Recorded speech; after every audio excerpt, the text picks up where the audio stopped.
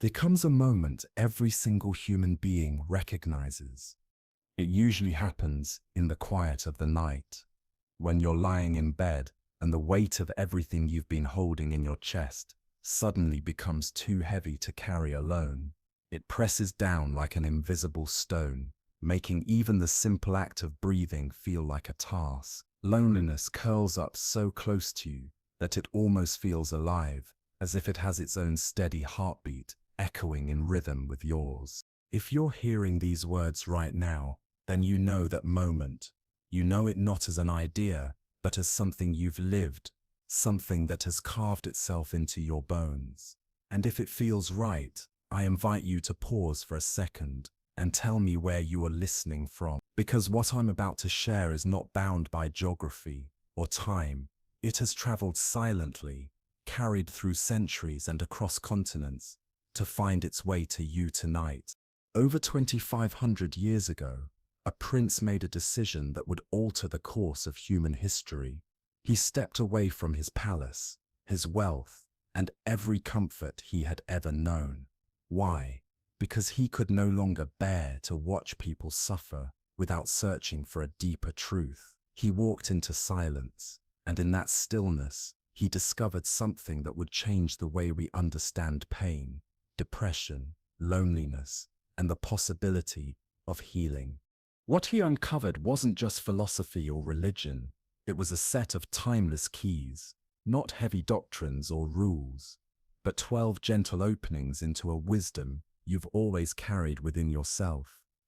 No expensive therapy bills, no harmful side effects, just a quiet remembering of what your own soul already knows, unfolding at your pace, not the world's. So right now, wherever you are, I invite you to find your calmest space. Maybe turn down the lights. Maybe hold on to something soft, something that comforts you. Because when we arrive at teaching number 6, I promise, it has the power to completely shift how you see yourself and to dissolve the belief that you are broken. Here is the truth that no one ever really tells you. Your pain isn't random. It isn't meaningless. It has been shaping you, guiding you, slowly and patiently, leading you toward this exact moment of awakening and healing. Tonight, together, let's begin to understand why. Teaching 1. Suffering is your sacred teacher. What if I told you something that at first might sound impossible? That your deepest wounds are not here to destroy you, but to teach you. That your darkest nights are not proof that you are broken, but medicine working its way through your life, preparing you for something greater. I know, when you are in the thick of it, that can sound like empty poetry, when depression lies on you like a suffocating blanket you can't throw off, when loneliness sits in every room you enter, whispering that you don't belong. In those moments, the idea that pain could be healing feels absurd, but stay with me, because what I'm about to share could change the way you relate to every challenge you have ever faced. There is something universal about suffering. It doesn't discriminate between age, culture, or circumstance. At some point, life takes from us something we believed we could not live without. A relationship ends when we least expect it. A dream we built our identity on crumbles. A loss shakes the ground beneath our feet until nothing feels stable anymore. And in those moments, we feel shattered, as though life itself has made a mistake. But what if life is not punishing you? What if those moments aren't breakdowns at all, but the beginnings of breakthroughs hidden in disguise?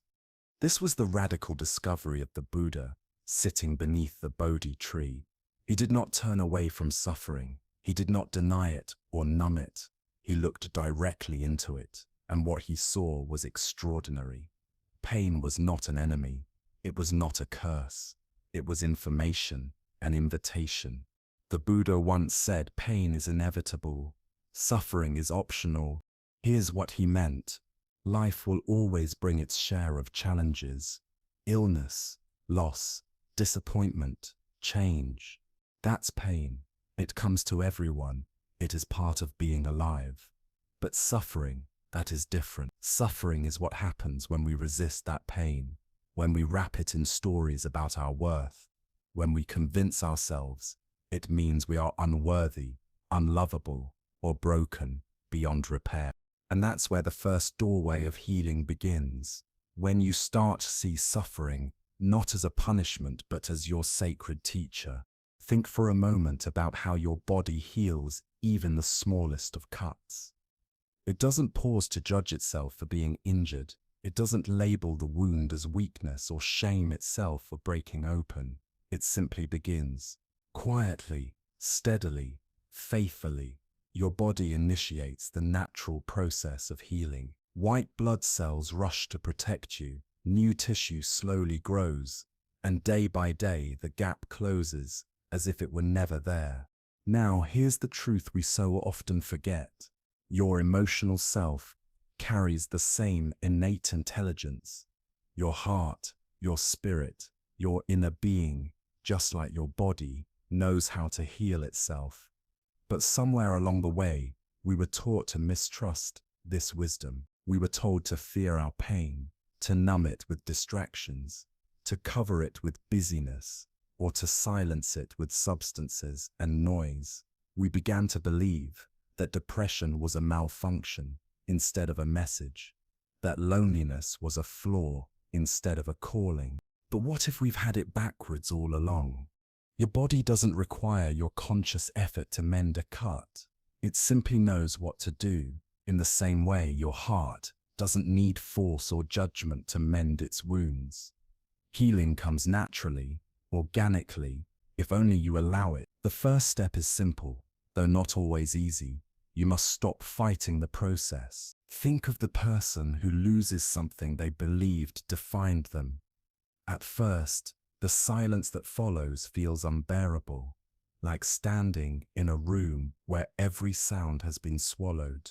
But in that stillness, something surprising emerges.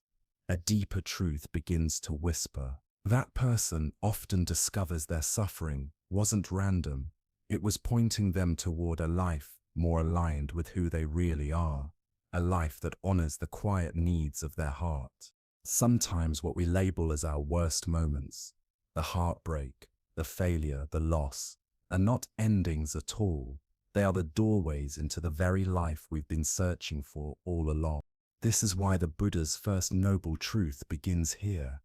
Life contains suffering. He didn't teach this to weigh us down, to leave us hopeless, or to strip life of joy. He taught it as liberation, because when you stop being shocked by hardship, when you stop taking every difficulty as a personal attack, you can begin to see suffering for what it really is. A teacher. Suffering is not punishment.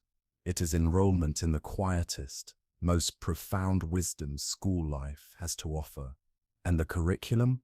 Always designed specifically for you, always pointing you toward the exact lessons your soul needs to grow.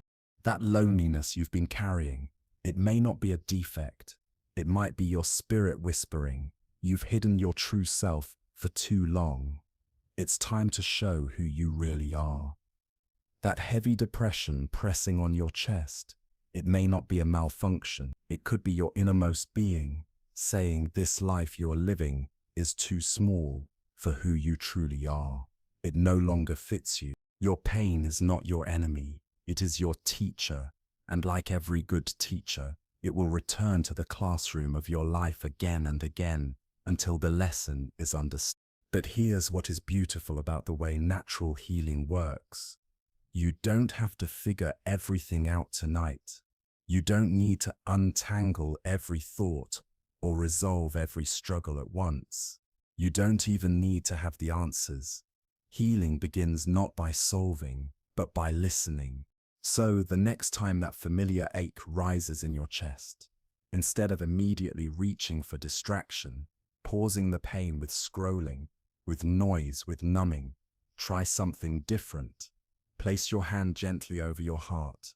Close your eyes.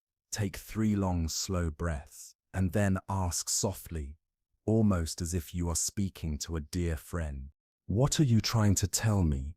And wait. Trust that something inside you knows how to respond. Don't rush. Don't demand an answer. Don't pressure yourself to find instant clarity. Simply listen. Listen the way you would if a beloved friend sat before you, in tears, without judgment, without fixing, without needing to fill the silence. That's exactly what you're doing when you turn inward with compassion. You are befriending your own pain. The Buddha taught something both radical and tender, that everything carries Buddha nature, the innate capacity for awakening and wisdom. And yes, that includes your suffering, even the parts of your story you wish you could erase, even the memories that sting, even the loneliness that keeps you awake at night. Inside them lies a seed of understanding powerful enough to transform not only your circumstances, but your entire relationship with life itself. If you look across history, you'll notice something striking. The most profound transformations, the most luminous awakenings, often begin in the darkest valleys, not because suffering is a requirement for growth, but because suffering has a way of stripping us bare. It removes what is false, what is borrowed, what we cling to out of fear. And when all that falls away, what remains is something more real, more unshakable, more aligned with who we truly are. So hear this clearly. Your suffering is not evidence that you are broken. It is evidence that you are alive, that you are capable of feeling, that your heart, however bruised, still longs to grow. It is proof that you have not drifted into numbness or spiritual sleep. You are awake, even in your struggle. Think of a broken bone. The pain is sharp, sometimes unbearable, but that very pain is the sound of the body repairing itself, of tissue knitting back together, of strength being rebuilt. In time, the bone often becomes even stronger than it was before. Emotional healing follows the same mysterious pattern. The intensity you feel is not evidence of damage beyond repair. It is the sensation of regeneration, of something inside you reforming itself with greater resilience. This doesn't mean we should glorify pain or go searching for it. Life provides enough on its own. What it does mean is that when suffering arrives, and it will, because to be human is to encounter loss, change, disappointment, you can meet it differently. You can welcome it with curiosity instead of resistance, with gentleness instead of judgment, with trust instead of fear, with the quiet knowing that just as your body knows how to mend a cut, your heart knows how to heal itself too. There is an old story often told in Buddhist circles. Once a farmer's only horse ran away. His neighbors rushed to him, saying, "How terrible, such bad luck." The farmer simply replied, "Maybe so, maybe not." The next day, the horse returned, but it did not come alone. It brought with it 3 wild horses. The neighbors gasped, "How wonderful! Such good fortune." Again, the farmer only said, "Maybe so, maybe not." This story carries a quiet truth. We rarely see clearly in the moment. What feels like disaster may turn out to be a blessing in disguise. What appears as an ending may be the seed of a beginning. Life unfolds in ways the present moment cannot always reveal. The deepest healing does not come from eliminating pain altogether. That would be like trying to stop the waves of the ocean.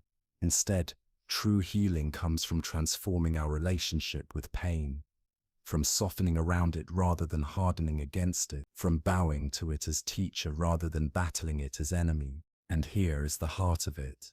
Your pain has always been trying to speak with you, not to punish, not to condemn, but to guide, not to break you down, but to help you break through to something truer, deeper, more authentically you. The Buddha reminded us that within every single being lies a seed of awakening, a seed of wisdom that can blossom into freedom. But sometimes that seed waits for difficulty, for the fertile ground of struggle, before it dares to sprout. Your challenges are not detours from peace. They may, in fact, be the very pathway that leads you to it. Yet what happens when pain feels endless? When the lessons feel too heavy? When healing stretches on longer than your strength? When you wonder if you'll ever feel light again? This is where teaching number 2 becomes life-changing. It shifts everything you thought you knew about your emotions and reveals their true nature. Because even your deepest depression, the kind that makes mornings heavy and nights endless, is not the whole of you. It is not permanent. It is weather, passing weather. And you, dear one, are not the weather. You are the sky. Teaching 2. Emotions are weather. They will pass. Depression whispers a cruel lie. This is forever. Anxiety grips you and hisses. You will never feel safe again. Loneliness leans close and murmurs. No one will ever truly understand you. But here's the truth. Those voices belong to storms, not to the sky itself. They are passing weather systems, not the essence of who you are. Take a moment right now, wherever you are, to step outside in your mind. Look up at the sky. If you can't physically see it, imagine it. Imagine its vastness, endless, open, stretching in every direction, without limit. The sky is always there, unshaken, eternal. Now notice the weather moving across it. Sometimes thick, grey clouds gather, blocking the sun completely. Other times, delicate wisps drift lazily by. At moments, the sky cracks open with lightning and thunder, rain hammering the earth below.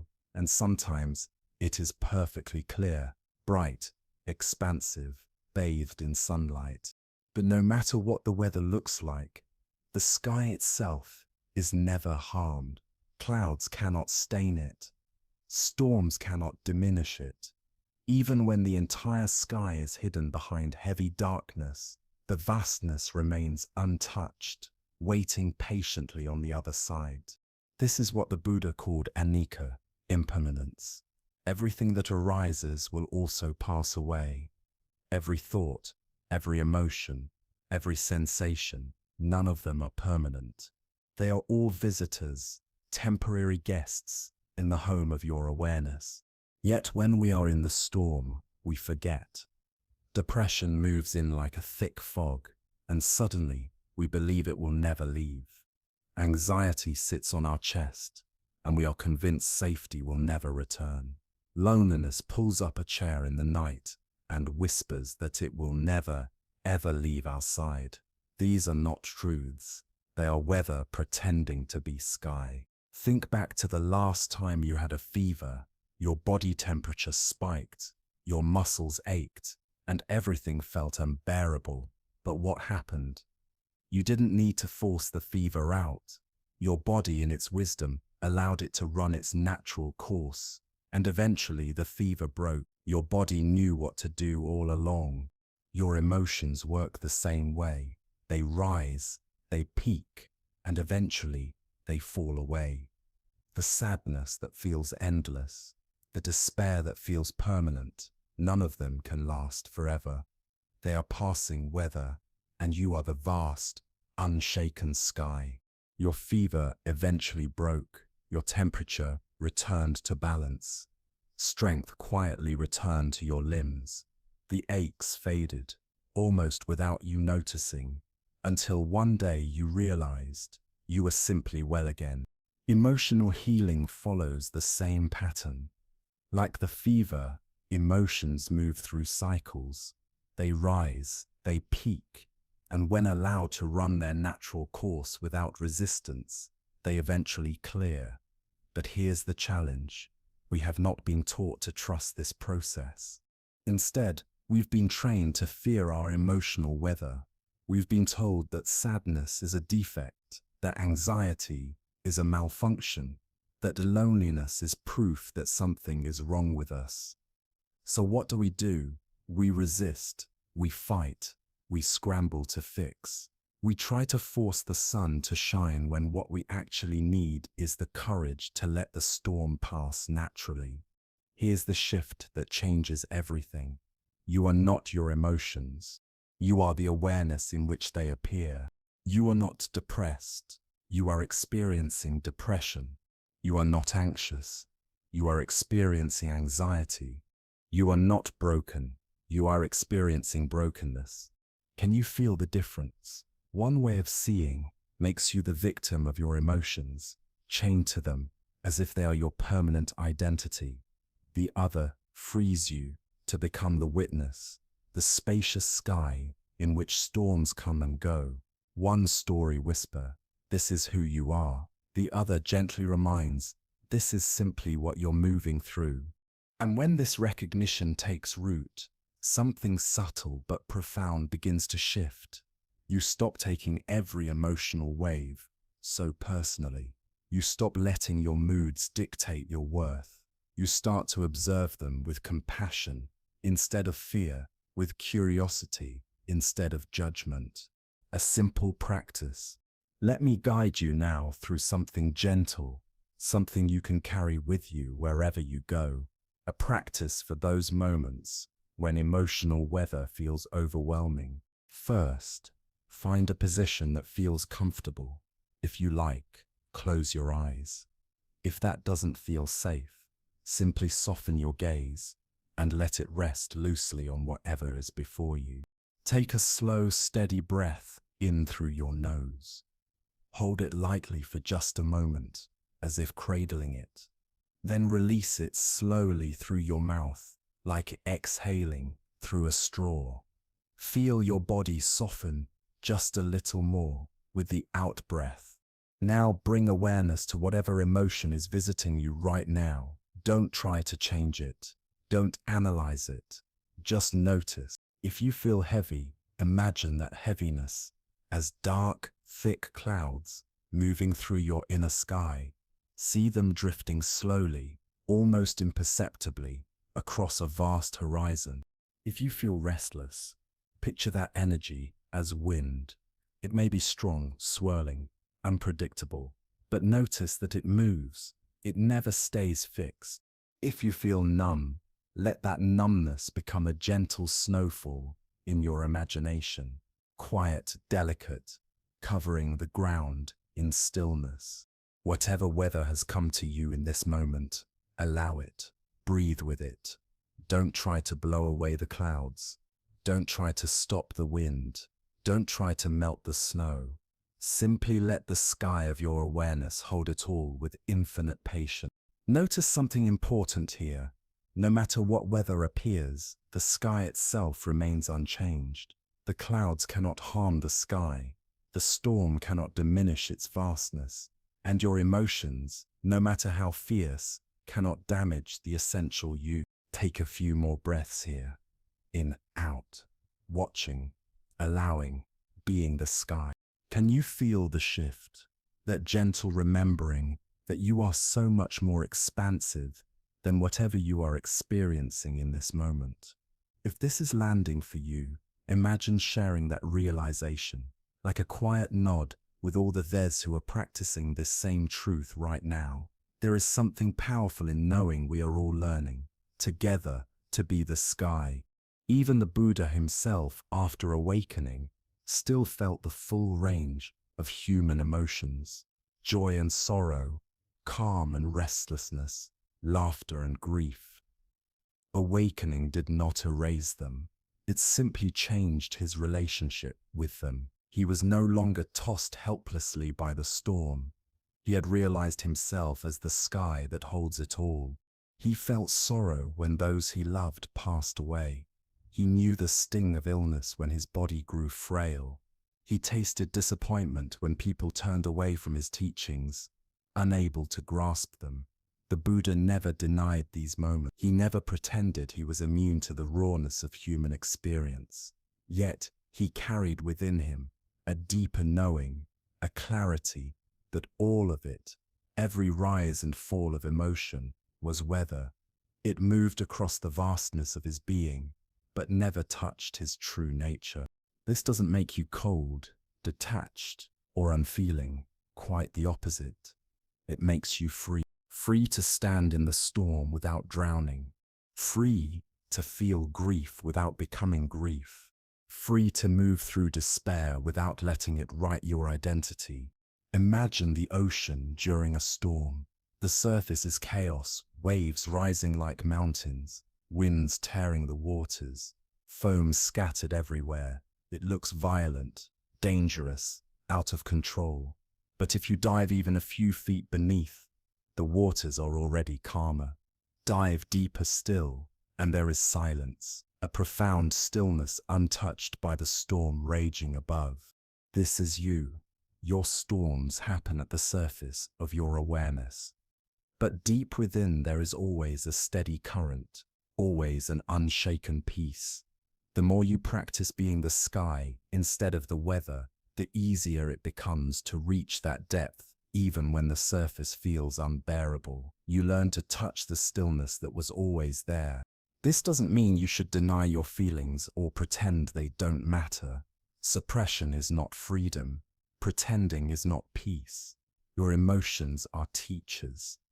They carry messages about your needs, your wounds, your humanity. They deserve your attention, your compassion, your willingness to sit with them, but they do not deserve to become your ruler. So, when sadness comes, don't push it away. Open the door and let it sit beside you. Let it rain its tears, and then let it move on. When anxiety rises, breathe with it. Sit with its energy without letting it convince you the whole world is unsafe. When loneliness comes knocking, welcome it as a messenger. Let it remind you of your deep longing for connection, but don't confuse that longing with a verdict that you are unlovable. The old teaching says, "This too shall pass."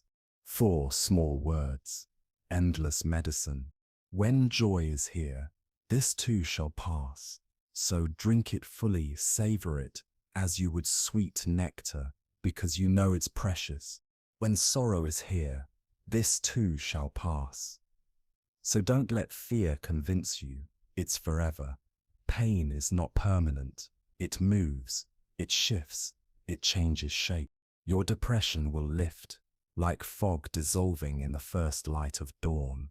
Your anxiety will soften, like wild seas calming after the storm. Your loneliness will ease, like the winter frost melting as spring quietly returns.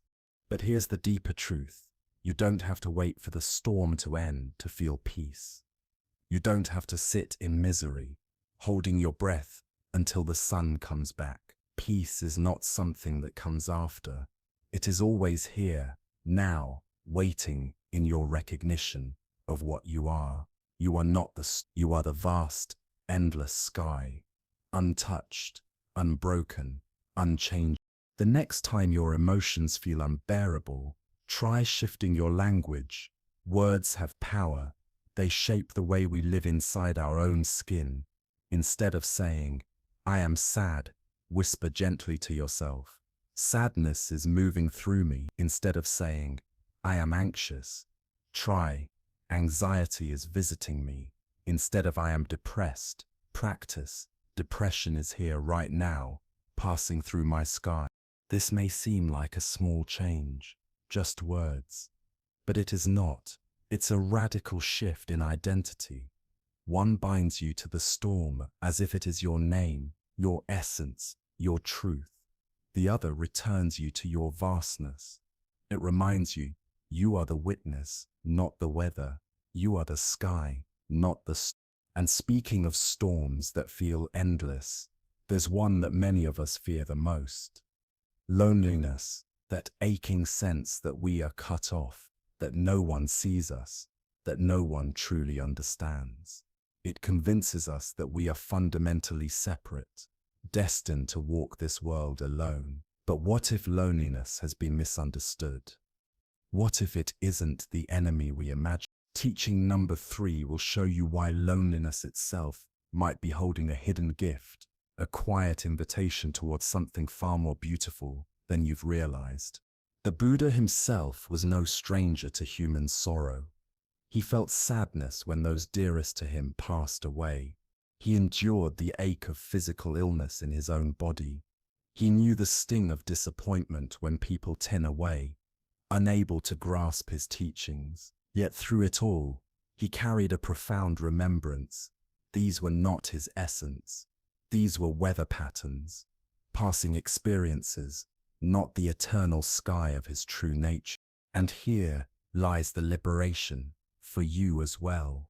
This understanding doesn't numb you, and it doesn't make you cold or detached. It makes you free, free to walk into your experiences without fear of being consumed, free to feel grief without becoming grief, free to let anxiety surge without drowning in its tide, free to move through despair without letting despair write your identity in permanent ink.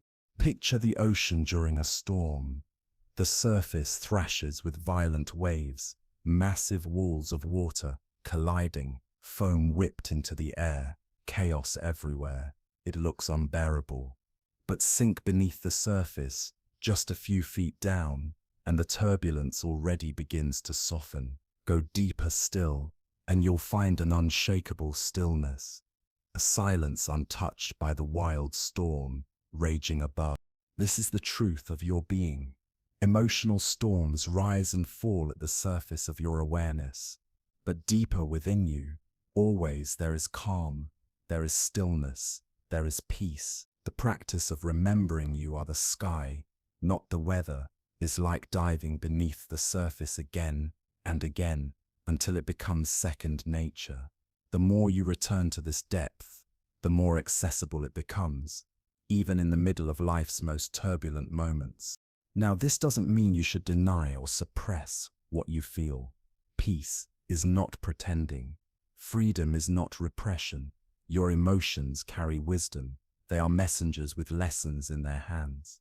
They deserve to be felt, to be acknowledged, to be honored for the truths they bring, but they do not deserve to become your master. So, when sadness comes, don't slam the door shut. Instead, welcome it like rain that nourishes the earth. Feel it fully and let it move through you, just as clouds drift across the sky. When anxiety arrives, don't panic at its presence. Breathe with it. Give it space to be without letting it convince you that danger is lurking everywhere. When loneliness sits quietly beside you, don't treat it as a curse. Offer it compassion. Let it remind you of your human need for connection. But don't mistake that reminder for proof that you are fundamentally unworthy or alone. There is a simple but profound teaching that has been passed down through centuries. This too shall pass. 4 small words, infinite wisdom. When joy arises, remember this too shall pass. And so you savor it deeply, knowing its fleeting nature makes it precious. When sorrow comes, remember this too shall pass. And so you do not collapse in despair because you know pain is not forever. Your depression will eventually lift, just as morning fog dissolves in the warmth of the sun. Your anxiety will settle, just as stormy seas smooth into quiet waters. Your loneliness will ease, just as the frozen silence of winter gives way to the gentle rebirth of spring. But here is the secret. You don't have to wait for the weather to change before you can feel peace. Peace is not a prize waiting on the other side of your suffering. It is here, now, already available in the recognition of your true identity. You are not the shifting conditions. You are the sky, vast, open, unchanging. So the next time your emotions rise like a storm, practice a simple but radical shift in language. Instead of saying, "I am sad," whisper, "Sadness is visiting me." Instead of declaring, "I am anxious," try, "Anxiety is moving through me." Instead of naming yourself as depression, "I am depressed," remind yourself gently, "Depression is here, right now, passing through my sky." This may sound like a subtle shift, but it is not semantics. It is a revolution of perspective. One identity trap, you in the storm, as if it is your permanent nature. The other sets you free, reminding you that you are the witness, not the weather. You are the sky, not the storm. And speaking of storms that feel permanent, there is one that grips almost everyone at some point in life: loneliness. It whispers that you are cut off, unseen, unloved. It convinces you that separation is your destiny. But what if loneliness has been misunderstood all along? What if it isn't the enemy you think it is, but a hidden guide pointing you towards something far more beautiful? Teaching number 3 reveals the secret gift waiting quietly inside your loneliest moments. Teaching 3: loneliness is a doorway to truth. Loneliness is not emptiness. It is spaciousness, an open field of being that is waiting to be filled with something real. I know this may sound impossible when you are sitting in the middle of that familiar ache, when silence presses so heavily against your chest it feels like it has its own weight, when you are surrounded by people, yet feel as though you are speaking a language no one else understands. The suggestion that loneliness could be sacred may feel almost offensive. But what if everything you've been taught about loneliness is backwards? What if the very thing you've been trying to escape is actually trying to lead you home? There is a profound difference between being alone and being lonely. To be alone is a physical state. To be lonely is an interpretation of that state. One can be in solitude and feel whole, nourished, deeply connected to life. Another can be in a crowd and feel utterly isolated. Understanding this difference has the power to transform one of your most painful experiences into one of your most sacred teachers. Over 2,500 years ago, a young prince made a choice that baffled everyone around him. He had everything the world told him should guarantee happiness: wealth, comfort, attendants who catered to his every need. Yet he left it all behind. He walked away from golden halls and constant company, and he chose instead to sit alone in the forest. For 6 long years, he embraced solitude, not because he despised people, not because he was running from society, but because he sensed there was something deeper to discover, something no amount of human company could provide. And in that profound aloneness, something extraordinary happened. He discovered that the peace he had been searching for was not hidden in the noise of marketplaces, nor in the laughter of court musicians, nor in the endless swirl of royal distractions. It was waiting quietly in the silence within himself. This was not antisocial withdrawal, and it was not despair. It was the recognition of a great truth. Before you can ever truly connect with others, you must first learn to be genuinely present with yourself. Nature understands this principle effortlessly. Seeds germinate in the dark, silent womb of the soil. Trees grow their strongest roots when they have space to spread without crowd. Even the most social creatures retreat at times. Birds to their nests, wolves to their dens, elephants to the shade of trees, to rest, reflect, and restore. Nature heals in silence, and so too do human hearts. Yet the modern world has forgotten this wisdom. We have been conditioned to fear aloneness, to equate solitude with failure, with being unwanted, with being broken. We've been taught that stillness is punishment, that silence is a problem to fix. And so we fill every quiet moment with noise, every empty space with distraction, every pause with busyness. The television hums in the background, the phone scrolls endlessly, the schedule stays packed to the brim. And then, in the middle of all this noise, we wonder why we feel disconnected, even when we are never technically alone. But loneliness is not proof that something is wrong with you. It is not a diagnosis of unworthiness. It is your inner wisdom calling you back to yourself. It is an invitation, urgent, yet gentle, to come home to the one relationship that has always been waiting, the one relationship that will never leave you, the relationship with your own presence. If you pause long enough to notice, loneliness has a texture, a physical presence in the body. Often, it shows up as a hollow ache in the chest, an emptiness that longs to be filled. Sometimes it feels like a stretching, a space widening inside you, demanding to be noticed. Most of us rush to cover that space with anything: entertainment, food, conversation, work, scrolling, substances. But what if you didn't rush to fill it? What if you sat with that space, curious instead of afraid? That hollow sensation is not a defect. It is an opening, a doorway, a sacred spaciousness where truth can enter. But what if that space isn't empty at all? What if it's not a void demanding to be filled, but a vastness waiting to be explored? There's a profound difference between emptiness and spaciousness. Emptiness feels barren, desperate, hungry, like something vital is missing. Spaciousness feels open, quiet, limitless, like a field under the wide sky, filled with possibility. And here's the beautiful truth: the same physical sensation in your chest can be experienced in completely different ways, depending on how you choose to relate to it.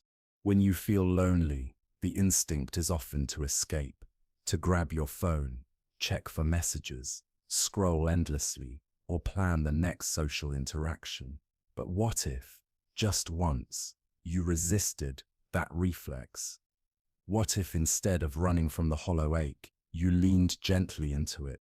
Sit quietly with that sensation in your chest. Place your hand there if it helps. Breathe into it, not forcefully, but tenderly, as though you are cradling a child. And then, instead of naming it emptiness, name it spaciousness. Instead of seeing it as a void to be urgently filled from the outside, recognize it as room for your own presence to expand within. Because the truth is startling in its simplicity, the cure for loneliness is not more people, it is more presence. This is one of the most counterintuitive truths you will ever hear, but it's also one of the most liberating. When you learn to be genuinely present with yourself, when you discover that your own company can be nourishing instead of torturous, something magical shifts. You stop being desperate for connection, and instead you become available for it. There's an ocean of difference between reaching for others because you need them to patch over your emptiness, and reaching for others because you have presence, energy, and love to share.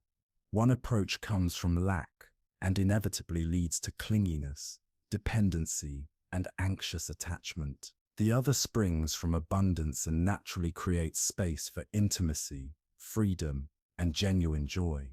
So the question becomes, how do you actually learn to befriend your own solitude? How do you transform loneliness from a shadowy enemy into a luminous ally? It begins with a story shift. The stories you whisper to yourself about being alone shape the experience more than the aloneness itself. Instead of repeating "no one wants to be with me," try reframing it as "I am learning how to enjoy my own company." Instead of saying "I am so lonely," experiment with "I am discovering what it means to be present with myself." This may feel awkward at first. Your mind may resist, but every story you tell yourself plants a seed, and seeds grow in the soil of repetition. Here's a gentle practice you can try the next time you find yourself alone and tempted to escape. Pause. Put aside the distractions for just a moment. Then look around the space you are in, as if you're seeing it for the very first time. Notice 5 things you can see. Really see them, not with the hurried glance of habit, but with the wonder of someone encountering them anew. Notice 4 things you can touch: the softness of your clothes, the cool surface of the table, the temperature of the air against your skin.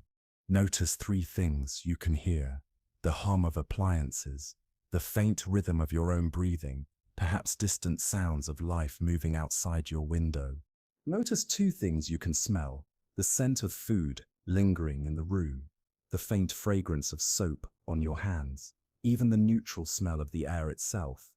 And finally, notice one thing you can taste, the aftertaste of your last sip of water, or simply the taste of your mouth in this moment.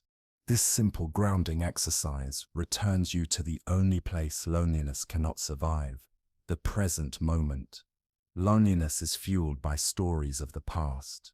Remember when I belonged, or fears of the future. What if I'm always alone? But here, in the fullness of now, when you are simply breathing and noticing, loneliness has no ground to stand on. The Buddha once spoke of what he called noble solitude. He did not mean withdrawal, nor abandonment of human life. He meant the conscious, courageous choice to spend time with yourself, without agenda, without the need to fix, improve, or entertain. Noble solitude is not absence, it is presence, it is medicine.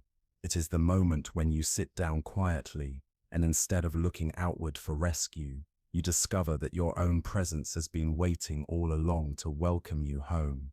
In noble solitude, something remarkable begins to unfold. You start to hear the quiet, steady voice of your own wisdom, a voice so often drowned out by the endless noise of external demands and distractions. You begin to notice the subtle patterns in your thoughts and feelings, patterns that remain invisible when your mind is constantly pulled outward by stimulation. In the stillness, you start to rediscover desires and interests that are truly yours, unshaped by social pressure, untouched by the weight of others' expectations. This does not mean retreating into a cave or becoming a hermit. It is not about abandoning the world. Rather, it is about learning to be as deeply at home with yourself as you are in the company of others. It is the realization that solitude is not a punishment to be endured, but a restorative practice that nourishes you from within. So why then are so many people afraid of being alone? Often, it is because they fear what the silence might reveal. What if I'm boring? What if I discover that I don't like myself? What if solitude exposes how hollow I really am? These questions haunt the edges of our hearts, whispering that we must keep running, keep distracting, keep avoiding the encounter with ourselves. But these fears are built on a misunderstanding. You are not empty. You are not hollow. You are full of conditioning, full of borrowed opinions, full of stories about who you should be and how you should live. Solitude does not expose emptiness.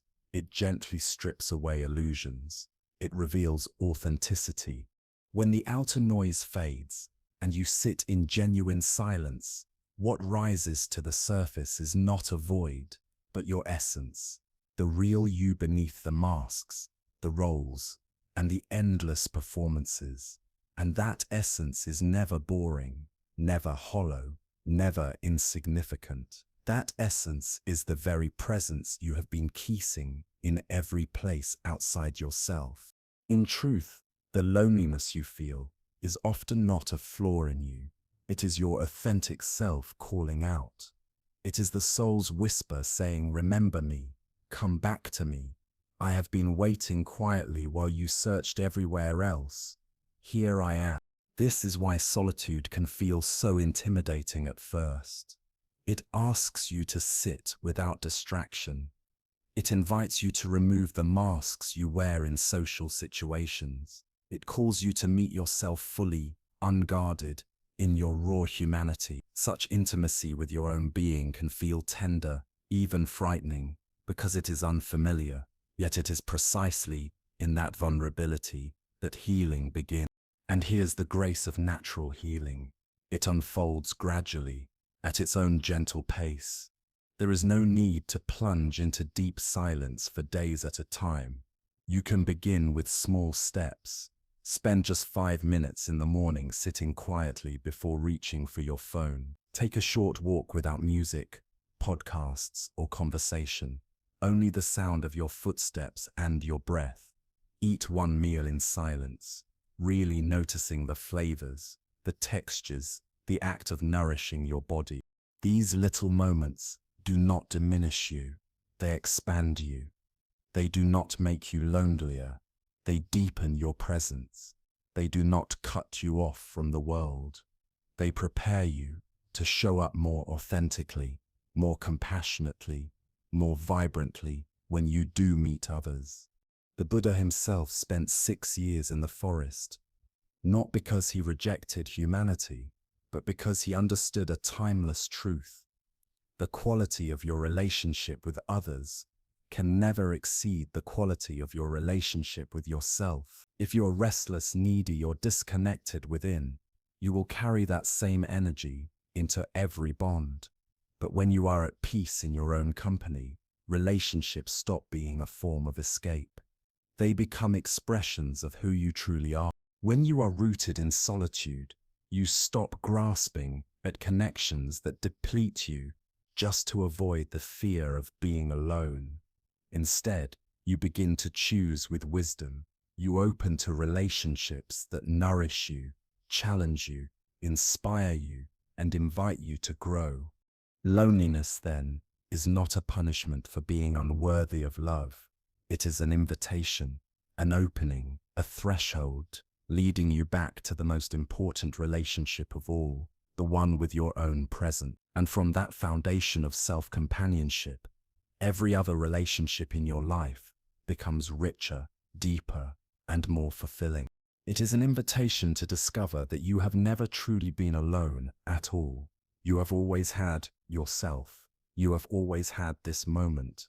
You have always had your breath, your awareness, your unshakable capacity to return to presence. The spaciousness you feel in loneliness isn't a void waiting for someone else to fill.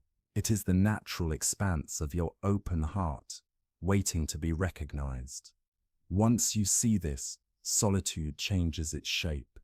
Loneliness transforms from tormentor into teacher, and in that shift you are ready to face something deeper. Because as liberating as it is to befriend your own presence, there is still a force that keeps most of us bound to suffering. It is something we clutch even tighter than our longing for company. Something that quietly fuels our pain while convincing us it is protecting us. Teaching 4. Attachment is the root. Let go gently. You are not holding on because you are strong. You are holding on because you are scared. There is a difference, though it may not feel like one, when your fingers are wrapped so tightly around something that is already slipping away. Think of the moments you've lived through this, when your heart clings to a relationship that is clearly ending, when your mind replays a conversation from last week, rehearsing different words for a scene that cannot be rewritten, when you grip an identity that no longer fits who you are becoming, but still feels safer than stepping into the unknown. The Buddha uncovered something profound about human suffering. Most of it does not come from what happens to us. It comes from our relationship to what happens, specifically from our desperate refusal to let things flow in their natural rhythm. Imagine you are holding a rope. On the other end, life is pulling, not to punish you, but to move things forward, as it always does. At first the tug is gentle, then it grows stronger. The rope becomes everything you think you must cling to in order to be okay. That person you're afraid to lose. That job you can't imagine living without. That identity you've spent years perfecting. That future you've planned in such detail. As life pulls in a new direction, your instinct is to grip tighter. Your knuckles turn white. Your palms begin to burn. The harder you hold, the more you suffer. And yet you tell yourself, this pain means I care. If I loosen my grip, it means I've failed. Letting go must mean I've given up. But here is the truth you do not see. The pain is not caused by life moving. It is caused by your refusal to release your grip. The rope burn is not life's cruelty. It is your resistance. Look at the trees in autumn. They perform one of the most beautiful acts of surrender in all of nature. They do not cling to their leaves, whispering, "Please stay." I am not ready for winter. They do not weep over the loss of their summer beauty. They do not resist the season's change. They simply release, gently, naturally, with the wisdom that letting go is not the end, but the beginning of renewal. The tree trusts that the emptiness of its branches is not death, but preparation for life to return. The tree knows that what looks like loss is actually space being made for new growth. And so it is with us. We can shed what no longer serves us with the same quiet grace. Not by forcing, not by cutting ourselves off from feeling, but by learning to let go gently. But we have forgotten how to let go gracefully. We live in a culture that praises gripping as strength. We've been taught that persistence always pays off, that never giving up is the highest virtue, that quitting is for the weak. So we clutch and grasp and strain against the natural flow of life. We fight seasons that are trying to change. We tighten our fists until we are exhausted, bitter, and convinced that the universe itself is working against us. Yet the truth is far gentler, far more liberating than we imagine. Letting go is not loss, it is liberation. Letting go doesn't mean passivity. It doesn't mean apathy. It doesn't mean abandoning what matters most to you. True letting go is wisdom. It is learning the subtle but vital difference between holding and strangling, between commitment and attachment, between love and possession. Attachment, in the Buddhist sense, is not care. It is fear disguised as care. It is the desperate clinging that whispers, "This must never change. I cannot survive without this." Love, on the other hand, has an entirely different voice. Love says, "I care so deeply that I want what is truly best, even if it means this must grow beyond me." When you're attached to someone, you try to bend their choices, shape their path, keep them close, hold them tightly out of fear of losing them. But when you love someone, you honor their authenticity. You support their unfolding, even when that unfolding carries them away from you. Attachment contracts with fear. Love expands with trust. And this doesn't only apply to people. The same principle touches everything you think you need to be happy. Your career, your health, your plans, your identity, the image of yourself you've carefully constructed. When you hold these things with attachment, every change feels like betrayal. Every shift becomes suffering. But when you hold them with appreciation instead of desperation, with open hands instead of clenched fists, you are free. You can engage fully, give your whole heart, and still remain spacious inside. Here's a gentle practice to transform your relationship with letting go. Think of something you are currently holding on to. Maybe it's resentment towards someone who wounded you. Maybe it's anxiety about an outcome you cannot control. Maybe it's an old version of yourself that no longer fits the life you're stepping into. Now place your hands in front of you, palms open and facing upward, as if cradling this attachment. Really feel its weight. Notice how your arms grow tired the longer you hold.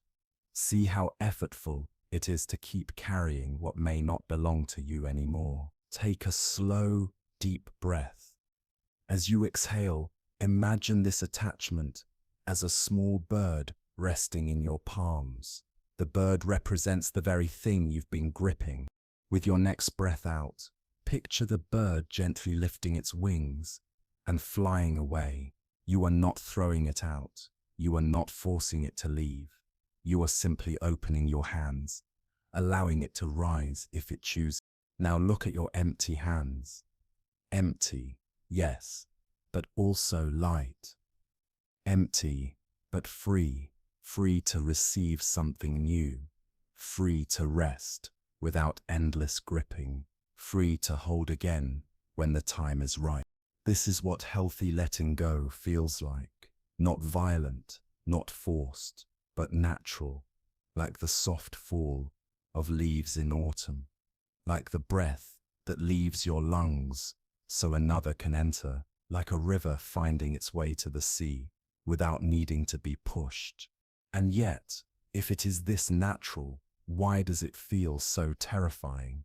Why does every cell in your body resist? Why do we cling even when the rope is burning our hands? Because attachment promises certainty in an uncertain world. It whispers seductive lies.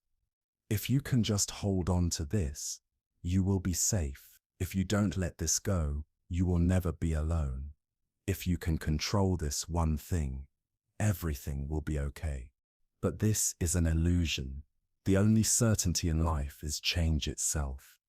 The only real security comes not from trying to freeze life in place, but from learning to dance with its uncertainty, step by step, moment by moment, rather than fighting it.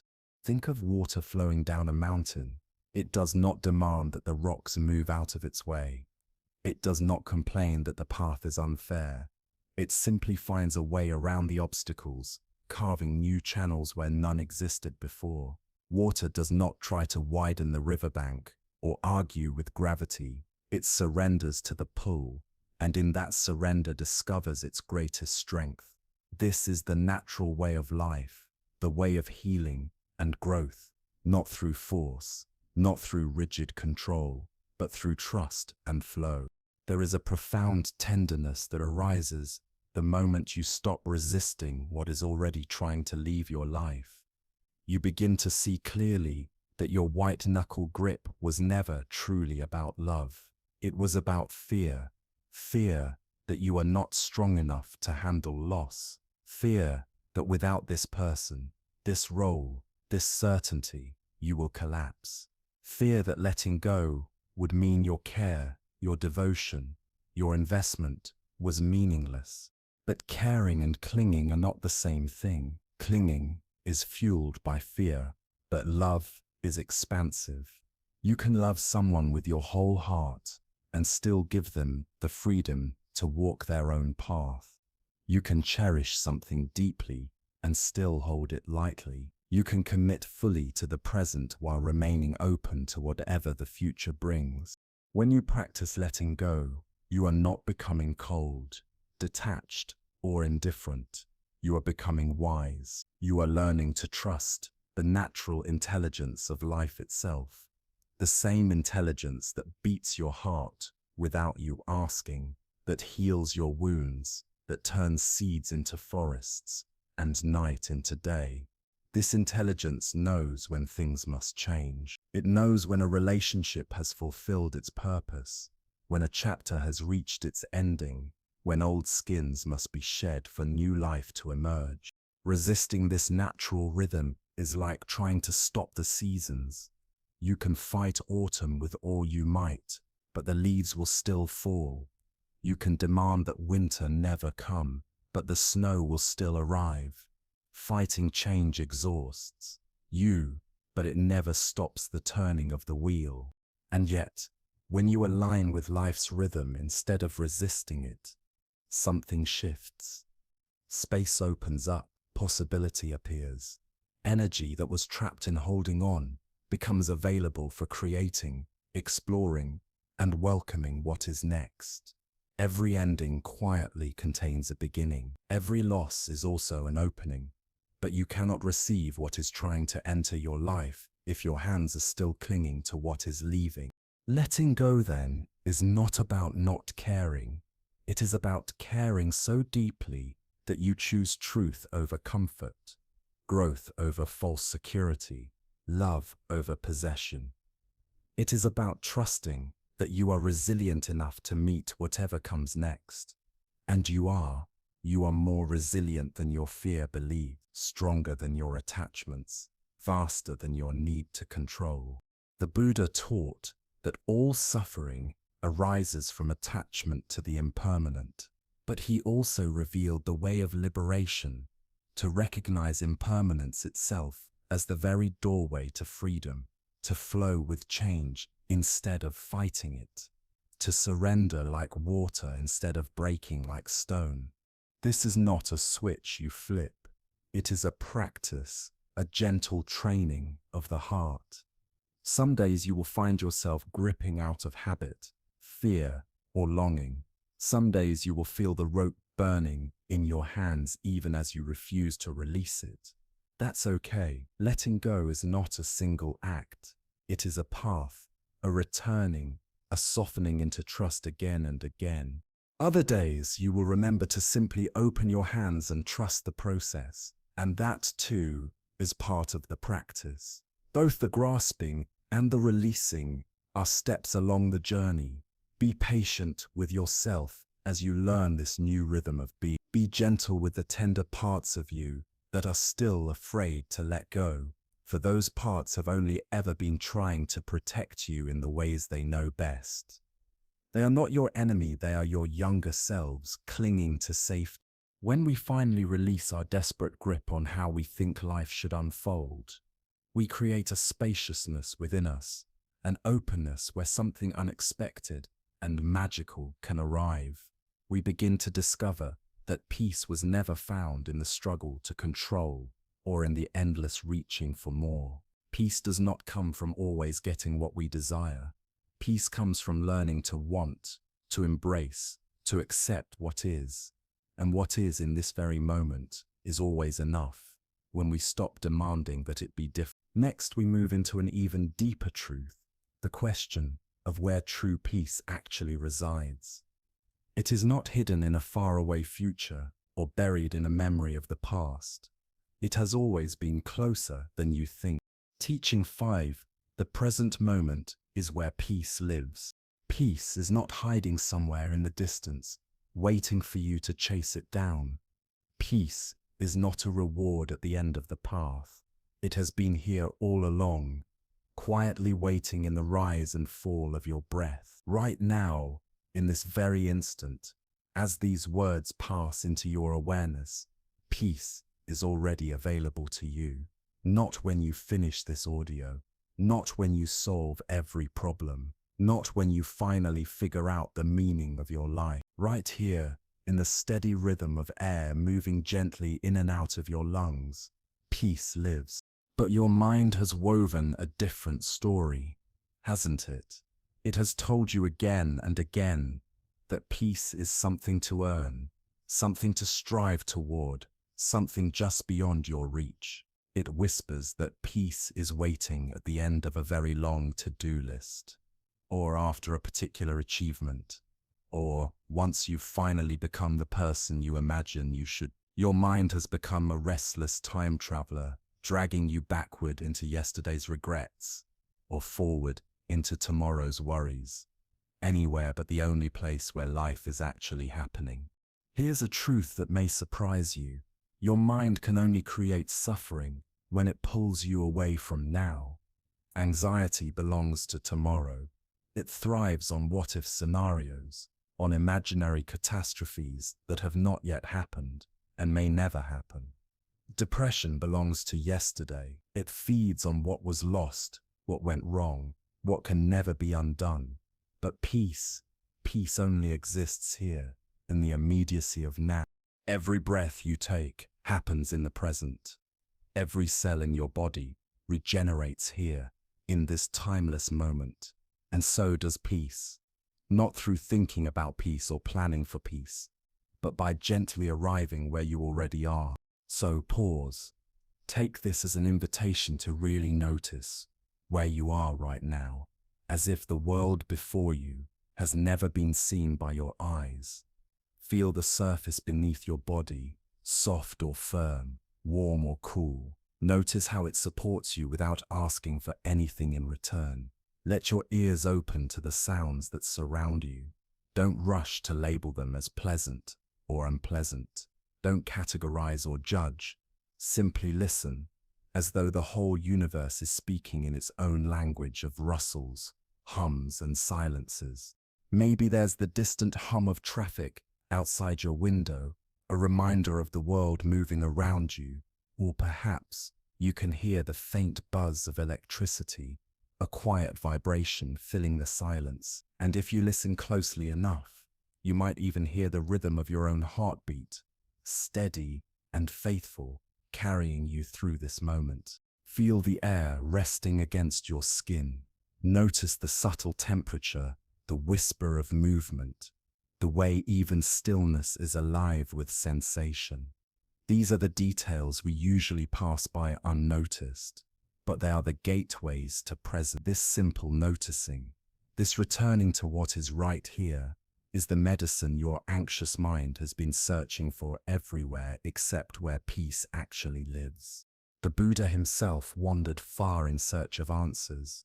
He studied with renowned teachers, practiced disciplines so extreme that his body nearly wasted away, and filled his mind with elaborate techniques and philosophies.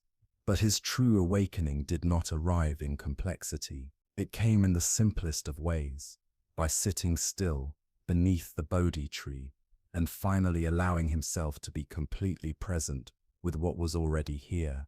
He stopped chasing a future state and discovered that he had always been home. This is the healing that is available to you in this very breath, not by rewriting your past or controlling every detail of your future, but by learning to fully inhabit the space you already occupy.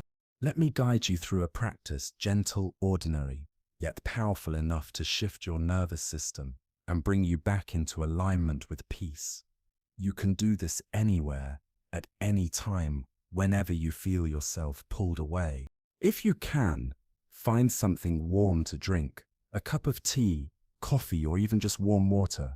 If nothing warm is nearby, simply imagine it. The imagination can carry you there just as easily. First, before taking a sip, just hold the cup in your hands. Notice the warmth radiating through the ceramic or glass. Feel how the heat seeps into your palms, into your fingertips. Let your hands wrap around the cup with awareness, as if you are embracing a small sun. This simple warmth is your anchor, grounding you here. Now bring the cup close to your face. Inhale the rising steam. Notice its fragrance, the earthy depth of tea, the roasted comfort of coffee, or the simple purity of warm water. Watch as the steam curls upward, forming shapes that will never repeat themselves. Each swirl is unique, a fleeting work of art, dissolving into the air. Take a small sip. Don't rush to swallow. Let the liquid rest gently on your tongue. Notice its weight, its texture, its flavor as it unfolds across your senses. Then slowly let it travel down your throat. Feel the warmth spreading inward, nourishing you in the simplest of ways. As you continue to drink, let yourself notice the subtle changes. With each sip, the temperature shifts, the flavor deepens or softens. Your experience of it expands as your attention sharpens. This is meditation, not exotic, not complicated, just the practice of arriving fully to the life that is already here. And in these moments of complete presence, pause and ask yourself, where are your worries now? Where is the anxiety about tomorrow? Where is the sorrow about yesterday? You'll see the truth. They cannot live here. They dissolve in the light of presence. They vanish when you arrive. Not because you've pushed your worries away, but because presence naturally dissolves the stories that create suffering. At first, your mind will resist this. It will insist that stillness is boring, that you have urgent problems to solve, that you don't have the luxury of simply sitting and drinking tea while life waits impatiently at your door. But notice that voice is not the voice of truth. It is the same voice that has kept you circling through anxiety and regret. The same voice that convinces you peace is always out there, just beyond your reach. What if you didn't have to obey that voice? What if you could simply thank it for trying to protect you, and then, like setting down a heavy burden, gently return your awareness to the warmth in your hands, the rhythm of your breath, the simple miracle of being alive right now? The present moment isn't just where peace lives, it's where healing happens. Your body cannot repair itself yesterday or tomorrow, it heals now. Your heart cannot open yesterday or tomorrow, It softens now. Your mind cannot awaken in the past or the future. It awakens now. Every form of therapy, every plan, every insight you will ever have only happens in one place, this moment. And yet, we've been conditioned to distrust the present. We live in perpetual postponement. I'll be happy when, I'll feel at peace if, I'll finally be okay once. This constant delay is a quiet form of violence against your own life. It declares that the only reality you have, the living, breathing now, is somehow not good enough. The Buddha described this as the hungry ghost realm, a state of being where nothing is ever sufficient, where we consume endlessly but never feel nourished. Why?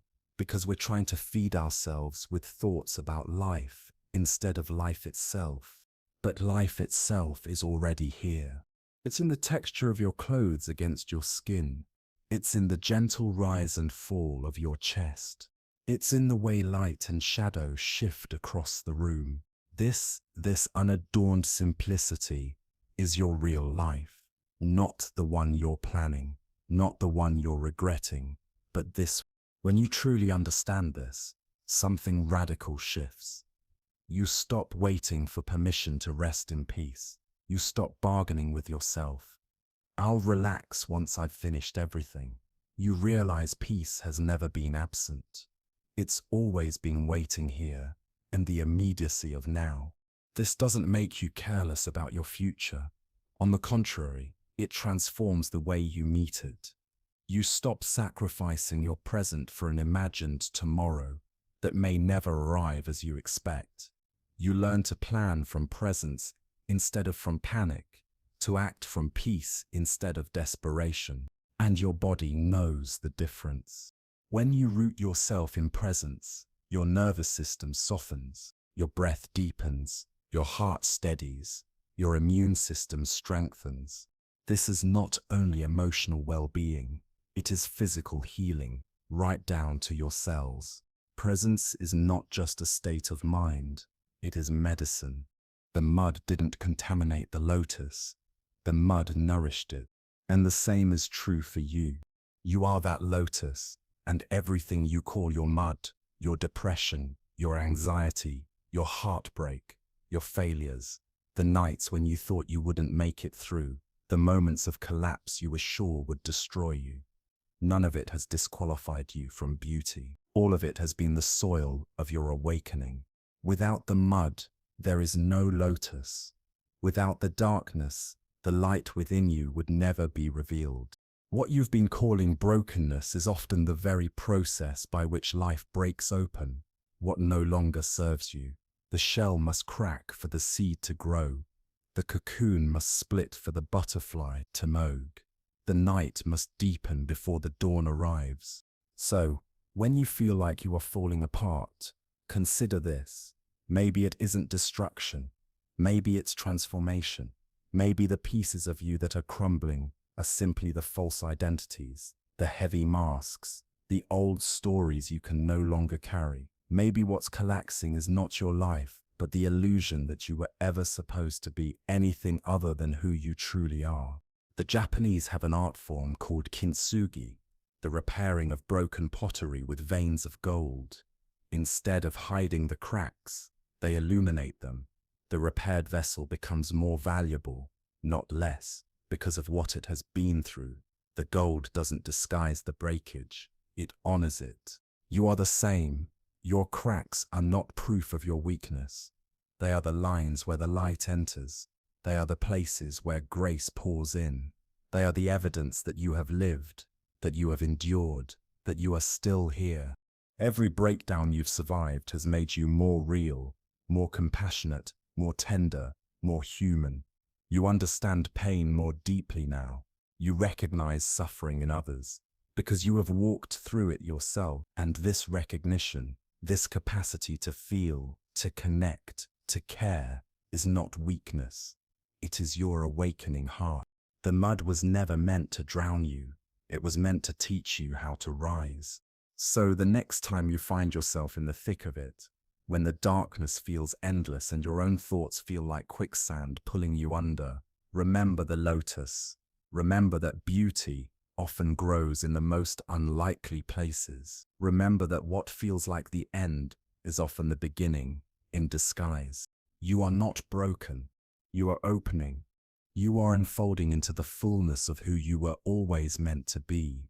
And the truth is, the world doesn't need your perfection. It doesn't need a polished, flawless version of you. It needs your authenticity.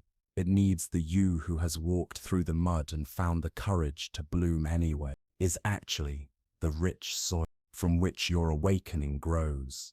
This isn't about covering pain with sweet-sounding metaphors, nor is it spiritual bypassing meant to gloss over your wounds. It is the raw, unfiltered truth of human transformation, a process written into the very fabric of life itself, happening quietly, inevitably, for millions of years. Consider the humble caterpillar. It does not simply sprout wings overnight, nor does it slowly stretch itself into flight while remaining the same creature. No, first, it must enter a stage of complete dissolution. Inside the chrysalis, its very body breaks down into a formless liquid, what scientists poetically call caterpillar soup. Everything it once was must be undone. If you were to peek inside at this moment, you would see not the birth of beauty, but what looks like the death of possibility. You would likely assume something had gone horribly wrong, that the creature was not evolving, but perishing. And yet hidden inside that soup are imaginal cells, tiny invisible blueprints of flight, holding within them the vision of a being that does not yet exist. The caterpillar does not emerge as a better caterpillar. It becomes something entirely different, a being of the sky instead of the ground, a messenger of beauty instead of a creature of limitation. But to arrive at wings, it first must surrender to the unmaking of itself. So, it is with you. Sometimes the human heart must dissolve into its own soup, a mess of confusion, grief, or exhaustion. Not because you are failing, but because your deeper self is demanding space to create something new. Your breakdown is not a collapse into ruin. It is the blueprint of your breakthrough, the imaginal cells of your spirit awakening, the nights you feel lost, the days when clarity evaporates, the seasons when you can no longer recognize who you are becoming. These are not detours from the path. They are the path. They are the chrysalis stage of your becoming, where what you thought you had to be finally dissolve, making space for who you are truly meant to be. This is what the Buddha discovered in his own dark night. Before his awakening, he too shattered under the weight of seeking. He abandoned everything familiar, his palace, his wealth, his comfort, and pursued extremes of discipline until his body nearly gave out. At last, sitting beneath the Bodhi tree, he reached a point of total surrender. Every effort to fix himself to achieve enlightenment had failed, and yet it was in this very moment of collapse, when he stopped fighting his breaking open, that awakening dawned, not because he found a way to repair himself, but because he finally allowed himself to be exactly where he was. His cracks were not his downfall. They were the doorway. This is echoed in an ancient Japanese art called kintsugi, the practice of repairing broken pottery with veins of gold. Instead of discarding the shattered vessel, the artisan carefully highlights its fractures, transforming what was once broken into something more radiant, more precious than before. The cracks, once hidden in shame, become lines of beauty, evidence not of weakness, but of resilience. The bowl is no longer what it was, and yet it becomes something even greater. You too are a vessel marked by gold. Your fractures, the heartbreaks, the losses, the traumas, the failures, are not blemishes to conceal. They are the places where the light finds you. They are the evidence that you have lived deeply, that you have cared enough to risk being broken open by life. And through those openings, your true radiance begins to shine. What no one tells you is this: the breaking open is not random. It is not chaos without meaning. Your nervous system, your psyche, your entire being carry an ancient intelligence, an unspoken wisdom that knows exactly what must be dismantled so that something greater can emerge. The self that feels like it's crumbling, it was likely built on borrowed expectations, on roles you thought you had to play, on identities that were never fully your own. The relationship that is ending, it may have stopped nourishing your authentic growth long before you were ready to admit it. What once felt like love may have quietly turned into repetition, comfort, or obligation. The career that no longer works. Perhaps it was never your true calling, but a role you stepped into because it made sense, because it was expected, because it seemed safer than listening to the whisper of your heart. But whispers grow louder with time. And when we refuse to listen, life has its way of breaking us open so that we can. Your breakdown is not happening to you. It is happening for you. I know that sounds like a distant consolation when you're caught in the middle of it. When the nights are sleepless because your mind refuses to quiet, racing through 1,000 scenarios that offer no relief. When you wake up and look at your life only to feel disoriented, as if the map you've been following suddenly dissolved in your hands. When it seems as though everyone else has mastered the art of being human, and you are still stumbling through the basics. Here's the truth I want you to hold gently. You are not behind. You are not failing. You are not broken or doing life incorrectly. You are standing precisely where you need to be for your own unique unfolding to take shape. Awakening looks different for each of us. For some, it rises slowly, like the gradual glow of dawn inching across the horizon. For others, it arrives suddenly, like a bolt of lightning illuminating the entire landscape of their life in one blinding flash. But for many, awakening does not come with ease. It comes through the breaking, through the collapse of what once felt certain, through the slow or sudden crumbling of everything we clung to for safety. This breaking is not punishment. It is not a cosmic verdict declaring you unworthy, unfit, or unfixable. It is the most natural rhythm of the universe, the way consciousness evolves, the way wisdom germinates, the way love learns to express itself more fully through the fragile yet powerful vessel of human life. Think of a seed hidden beneath the soil. If you could hear its transformation, you might mistake the sounds for destruction, the hard shell cracking open, the tender shoot pressing upward against resistance, the push through layers of dirt and darkness. It might sound like something breaking, but this is not the end of the seed. It is the beginning of life. The seed does not split because it is flawed. It splits because growth has become inevitable. You too are that seed. You are breaking open not because something in you has failed, but because something in you is finally ready to grow. Something that could never emerge while you remain sealed in the old shell of who you thought you had to be. Something more aligned, more luminous, more deeply authentic than any version of yourself you have known before. The depression that weighs heavily may not be your enemy. It may be your psyche slowing you down, forcing you to pause long enough to hear the quiet truth your heart has been whispering for years. The anxiety that surges like a restless tide may not only be fear, it may be the first trembling of excitement, filtered through patterns that have not yet learned how to trust your becoming. The loneliness that aches may not be emptiness at all. It may be the clearing away of what is false, a sacred emptiness, preparing space for a deeper, truer way of connecting, first with yourself and then with others. Every symptom of breaking down may in fact be a symptom of breaking through, not a collapse into ruin, but a doorway into your transformation. This doesn't mean you must suffer in silence or avoid support. Quite the opposite. It means that when you seek help from a friend, a therapist, a teacher, a practice, or a community, you can do so from a place of empowerment rather than pathology. You are not fixing what is wrong with you.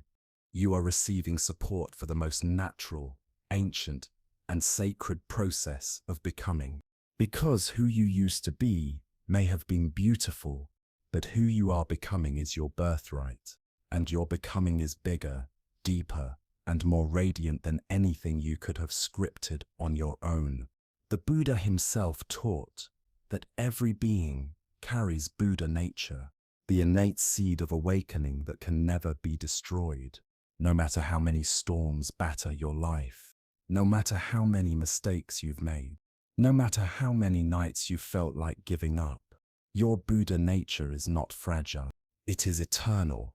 It has been waiting quietly, patiently, for the conditions to ripen, for the right moment to emerge. And here is the paradox. Those conditions do not always look like joy or success. More often they look like endings. They look like unraveling. They look like breakdowns and dissolutions so total that you can no longer recognize the self you once knew. Yet it is through this breaking open that the light of your true nature finally has space to shine. Often, it takes the composting of who we thought we were to create the rich soil for who we actually are. Like autumn leaves returning to the earth. Our old identities, masks, and false roles must decompose to nourish the seeds of our truest self. Your awakening doesn't ask you to be perfect. It doesn't ask you to be polished or impressive. It asks you to be real. And real includes the trembling, messy, contradictory parts, the nights of confusion, the mornings of doubt, the seasons where you don't know who you are or what's next. Real includes the shadows you've tried to hide, the stories you've labeled unredeemable, the pain that has felt too sharp to carry. All of it belongs, every piece, nothing excluded, nothing rejected. When you stop trying to tape yourself back together in the shape of who you once were, and instead allow the natural reorganization of your being, something astonishing happens. You discover that your breaking isn't chaos, it's choreography. You're not falling apart randomly. You're falling open systematically. What is falling away was never truly yours. What is emerging has been waiting your whole life for this very opening. Look at springtime. No tree apologizes for budding. No flower feels embarrassed for splitting the ground. Life surges through cracks in concrete, through dead wood, through the most unlikely places, without asking permission. And you are life. This breaking through you're experiencing is not a malfunction. It is life itself, consciousness itself, love itself, finding a new way to express through your one precious human form. Your cracks are not flaws. They are fault lines where new worlds are being born. Your breakdown is not weakness. It is evidence of your courage, your willingness to let an old life die, so a truer one can live. And when everything seems to scatter, this process reveals something you may have forgotten, an unbreakable core, a still point that remains steady no matter what storms sweep through your life, a peace untouched by circumstance, a love vast enough to include even your most difficult moments, a strength that grows not by avoiding brokenness, but by discovering wholeness within it. You are not falling apart, you are falling into truth. And truth is about to show you something extraordinary about love, where it really begins. Teaching 7 Love begins within your heart. You have been looking for love in all the wrong places, including the mirror. Each morning, before you've even taken a breath of fresh air, you begin the audit. Am I good enough today? Did I accomplish enough yesterday? Do I look acceptable? Am I worthy of love yet? Or do I need to earn it first? And then you spend the rest of your day trying to collect evidence of your worthiness, From a world too distracted by its own worthiness, audit, to notice yours. But here is the secret no one tells you. Love is not something you find. It is not something you earn. It is not even something you attract. Love is what you are, and the doorway to it opens with how you treat the one in the mirror. 2.5 millennia ago, the Buddha said something that shook the foundations of how we understand love. You yourself, as much as anybody in the entire universe, deserve your love and affection. Not after you fix yourself, not when you achieve your goals, not if you finally become the person you think you should be, but right now, exactly as you are, with all your flaws, fears, and imperfections. This isn't self-help advice. It isn't a motivational slogan. It is medicine, spiritual medicine. Because until you learn to extend love inward, Every love you try to grasp outward will be tinged with hunger. you will keep chasing approval, validation, and belonging in places that cannot fully satisfy. But when you begin to remember that love is your essence, when you sit quietly with your own heart and treat it gently, then something remarkable happens. The search begins to end, and instead of trying to earn love, you begin to radiate it. Because here's the truth. When you don't love yourself, you become a bottomless well. No amount of external love can fill a heart that is busy rejecting itself. You can receive endless praise, affection, even devotion. But if the one inside is whispering, "Not enough," everything you receive will feel hollow. You'll keep seeking validation from others to prove you are worthy, but their love won't land. It will feel incomplete because deep down, you know they haven't seen the parts of you you've hidden. They don't know the secret shame, the mistakes you replay at night, the fears you've tucked away where no one can look. And so their love feels like it belongs to someone else, not to the real you. But here's the paradox. You cannot pour from an empty cup. You cannot give true love to others if you are starved inside. So fill yourself first, not with ego, not with arrogance, but with the same tenderness you would offer a dear friend who is struggling.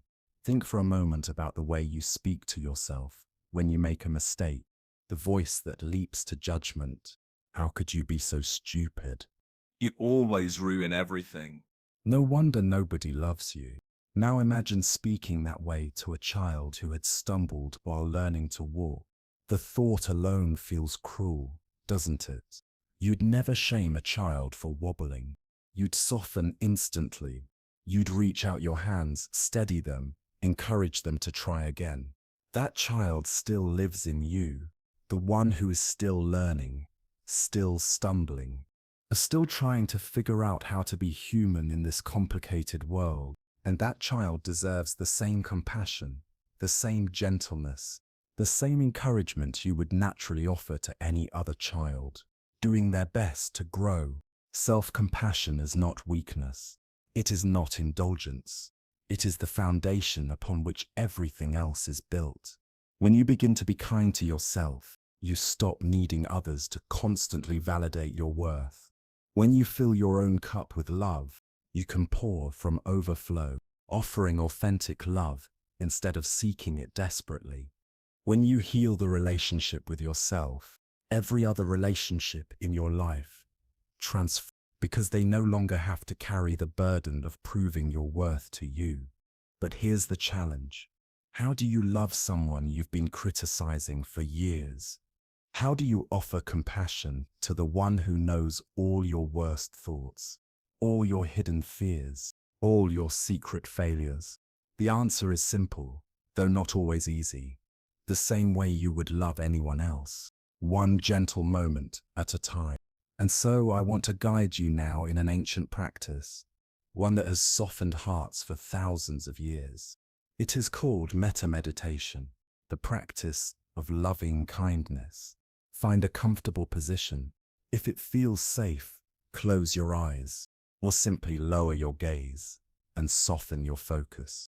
Place one hand on your chest, right over your heart. Feel the steady rhythm of your heartbeat. This faithful companion that has been with you every moment of your life. It never asked for anything in return. It has always given, always carried you, even though the hardest days. Take a slow, deep breath. As you exhale, imagine that breath flowing directly into your heart. Imagine sending love, warmth, and compassion right into this tender space within you. Now silently repeat these phrases, letting them settle into your heart like warm sunlight. May I be happy. Feel the possibility of happiness, however small, however simple. May I be healthy. Offer yourself the wish of well-being, in body, in mind, in spirit. May I be safe. Feel the desire to be protected, to rest in a sense of security, to walk gently through this world without constant fear. May I live with ease. Give yourself permission to let life flow, to release the constant struggle, to experience moments of grace. If at first this feels strange or forced, know that this is normal. You may even notice a voice rising in resistance. You don't deserve this. That is only old conditioning. It is not truth. So, keep going anyway. You don't need to force feelings. You are simply planting seeds of kindness in the soil of your own heart. Over time, those seeds will grow. Repeat the phrases again, slowly, like a soft prayer to your own being. May I be happy. May I be healthy. May I be safe. May I live with ease. May I be safe. May I live with ease. Notice what happens inside as you speak these words. Perhaps there's the slightest softening in your jaw, a loosening in your shoulders, or a subtle warmth spreading through your chest. That tiny shift is not insignificant. It's your nervous system beginning to remember what it feels like to rest in its natural state, to return home to itself, to finally experience what it means to be on your own side. You've spent so long trying to earn love as if it was some prize for performance that you may have forgotten the truth. You were born worthy of it. The love you're searching for doesn't have to be bought, achieved, or proven. It was yours from the first breath you took. Just as you didn't need to earn the right to breathe, you don't have to earn the right to be treated with kindness, especially by yourself. Think for a moment about the people you love most in your life. A child, a friend, a partner, a parent. Do you love them because they are flawless? Because they never stumble, never get it wrong, never show their messiness? Of course not. You love them because they exist. You love them because their presence has meaning, because their unique way of being in the world adds something irreplaceable. You don't withdraw your love when they're hurting. You don't withhold affection until they get better. You show up with tenderness, especially when they're struggling. Now here's the shift. You deserve that same unconditional love from yourself. But let's be clear, loving yourself doesn't mean blind approval of everything you do. It doesn't mean ignoring growth or avoiding accountability. Self-love isn't pretending you're perfect. It's refusing to abandon yourself when you're imperfect. It's offering the same steady hand to your own heart that you'd offer to someone you deeply care about. Imagine this. When a friend makes a mistake, you don't lecture them into shame. You support them, guide them, encourage them. When they feel broken, you remind them of their worth. That's the invitation here, turning that same energy inward. Self-love is as practical as it is profound. It looks like putting your hand over your chest when you're anxious and whispering, "This is hard right now, and that's okay." It looks like speaking to yourself in a voice of patience instead of punishment. It looks like granting yourself the permission to be human, messy, uncertain, still learning, still growing. Here's a simple practice you can try. Whenever you catch yourself spiraling in self-criticism, pause and ask, if my closest friend were going through this exact moment, what would I say to them? Then take those words and speak them to yourself. Instead of, I'm such an idiot for making that mistake. Everyone makes mistakes. This is how I learn. Instead of, I look terrible today. Practice, I'm doing my best, and that's enough for today. Instead of, nobody could love someone like me. Gently whisper, I am learning to love myself, and that is already changing everything. Yes, it might feel awkward at first, like learning a foreign language. And in truth, for many of us, self-compassion is a foreign language.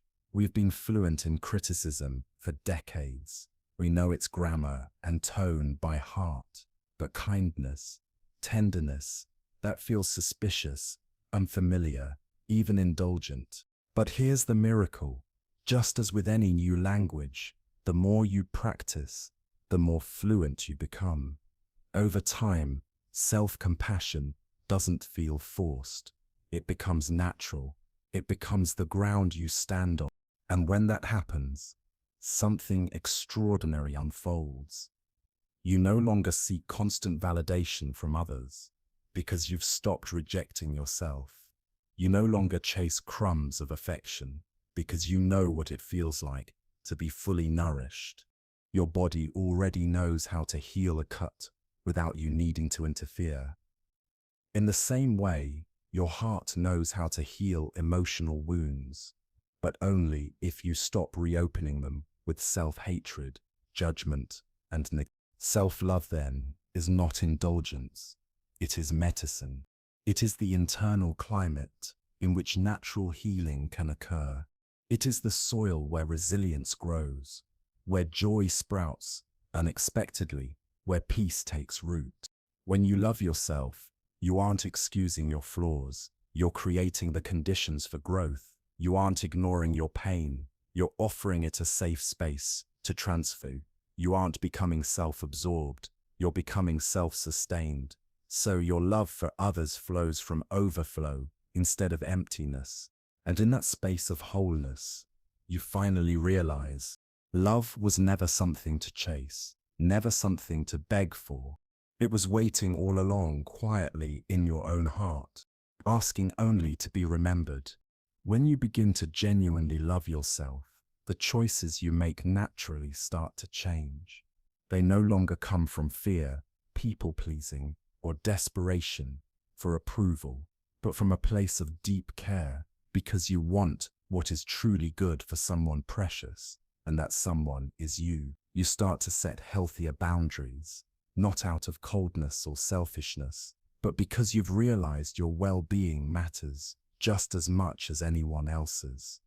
You pursue dreams that feel alive in your soul, rather than chasing goals that only win you applause. You begin attracting people who can see and love you authentically, because you're no longer hiding behind carefully constructed masks. And yet, let's be honest, this doesn't happen in a single moment of awakening. Self-love is not a light switch. It's not a destination you arrive at and then check off your list. It is a practice, a living relationship with yourself, one that requires tending like a garden. Some days you will remember to be gentle, patient, kind. Other days, you'll slip into old habits, falling back into harsh criticism or self-doubt. Both are part of the process. The point is not to become perfect. The point is to keep moving forward.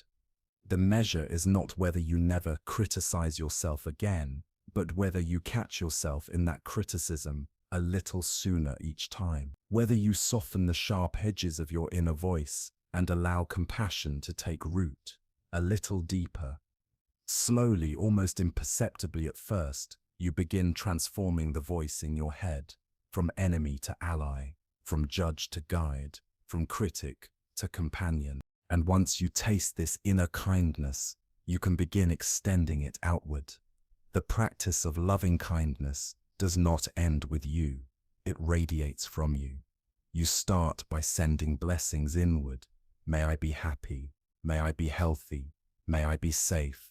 May I live with ease. Then you let those wishes spill beyond your own skin, sending them to the people you cherish most. May you be happy. May you be healthy.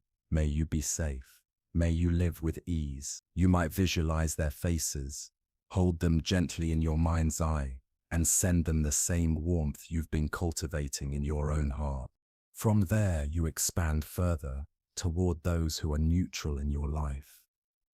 The cashier who rang up your groceries, the driver in the car behind you, the stranger on the bus whose name you'll never know. You offer them silent blessings, weaving threads of compassion into the ordinary fabric of the day.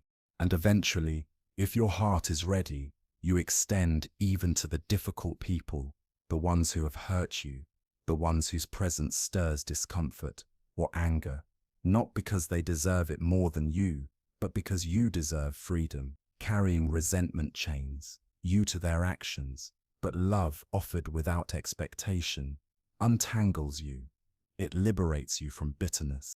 But remember, it all begins within. The root of it all is the radical act of being on your own side. It begins with the choice to speak to yourself the way love itself would speak. It begins with recognizing that the love you've been scouring the world for has been waiting quietly, patiently, inside your own heart all along. The ancient texts describe it beautifully. A person who learns to truly love themselves becomes like a mother bird, gathering her fragile chicks safely beneath her wings. You become that protector for your own tender places. You become the safe harbor your own restless heart has been searching for. And from that foundation of self-love, you can meet life differently.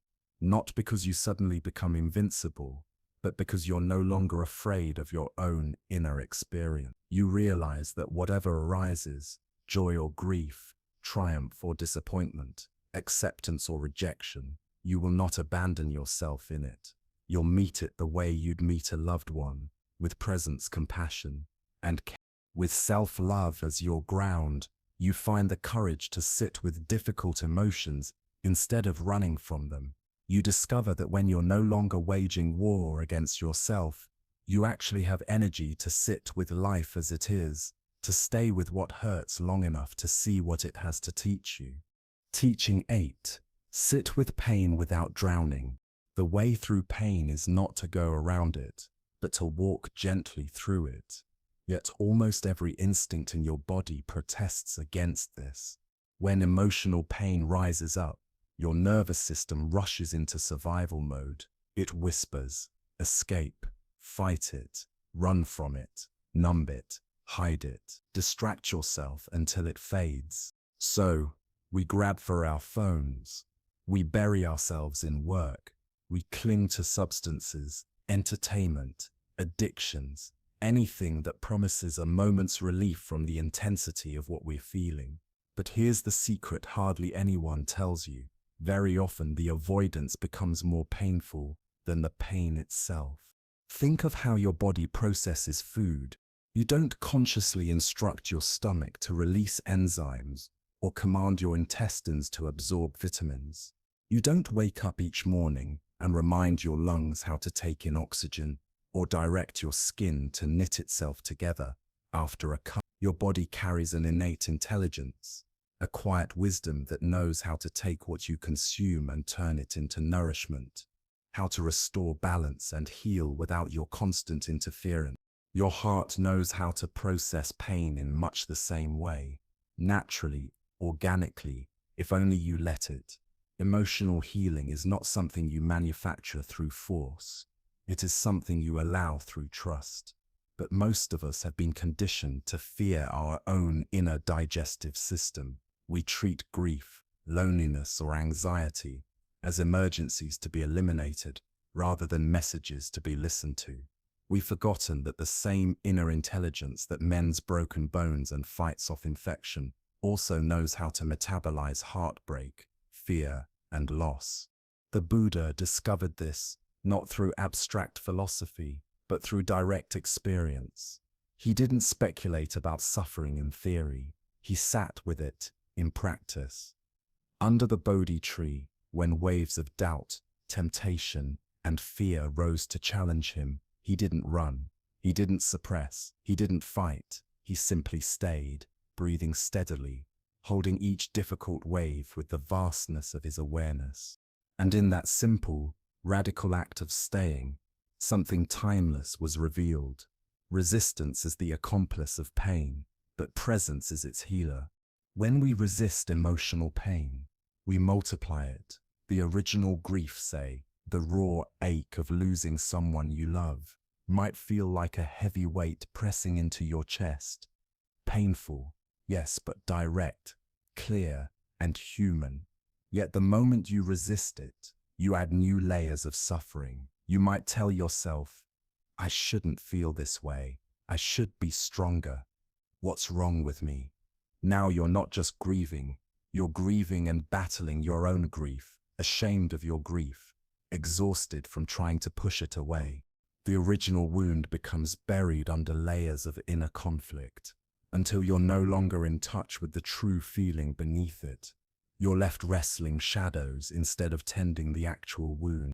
But what happens when you stop fighting? What happens when instead of resisting, you turn toward the ache with the same gentleness you would offer a small child in tears? Let me guide you into this, because the only way to understand is to taste it directly. Bring to mind something in your life right now that carries a little weight of pain. Don't choose the heaviest thing. No need to overwhelm yourself. Perhaps it's the sting of a strained relationship, the ache of a disappointment, or a fear that visits you often. Just touch the edge of that experience. Now ask yourself, where does this live in my body? Does it rest in your chest like a stone? Does it tighten your throat into a knot? Does it churn in your stomach like restless waves?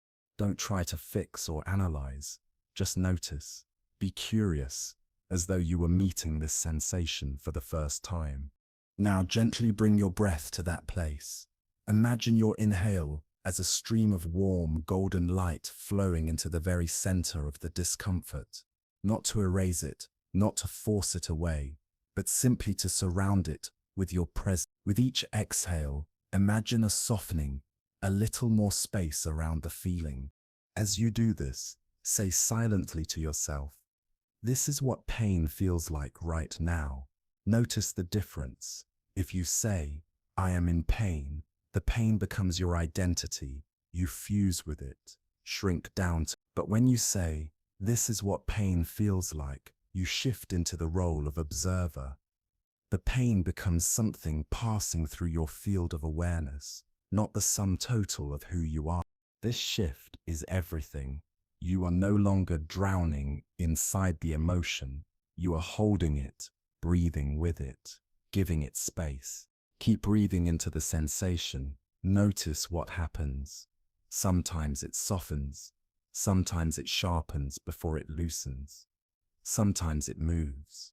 Sometimes it just sits there quietly. None of this is right or wrong. You're not here to control the outcome. You're here to practice presence. The miracle isn't whether the pain disappears in this moment. The miracle is that you've stopped abandoning yourself. You've chosen to stay. The way you might sit quietly beside a friend who's crying, you are now sitting quietly beside yourself. This is not a small act. It is radical. What you are doing right now is revolutionary. You are proving to your nervous system that pain does not equal destruction. You are teaching your heart in real time that it is safe to feel fully, because you will not abandon yourself in the middle of the storm. This is how natural healing works. Not by denying or avoiding the wound, not by pretending it isn't there, but by creating the inner conditions where healing is invited to unfold. Just as soil, sunlight, and water allow a seed to sprout, the primary condition for emotional healing is presence. Presence changes everything. There is a profound difference between wallowing in pain and being present with it. Wallowing is when you circle endlessly in stories. Why did this happen? Who is at fault? How unfair is this life? These thoughts become like chains, binding you to the suffering and replaying it again. Presence on the other hand, is different. Presence is when you set aside the stories and touch directly the raw sensation of the moment. You drop beneath the narrative and enter the actual felt experience, the tightening in the chest, the heaviness in the belly, the trembling in the hands. Presence doesn't analyze, it witnesses. And when you witness pain like resistance, something surprising is revealed. Pain is not solid. It moves, it shifts, it has edges and textures, temperatures and rhythms. It is not a stone wall, but more like weather, sometimes a passing drizzle, sometimes a thunderstorm. And like weather, when you stop fighting it, it passes through, leaving the sky clear again. Think of how a child experiences pain. A child falls, scrapes their knee, and immediately the tears come, loud, raw, unfiltered.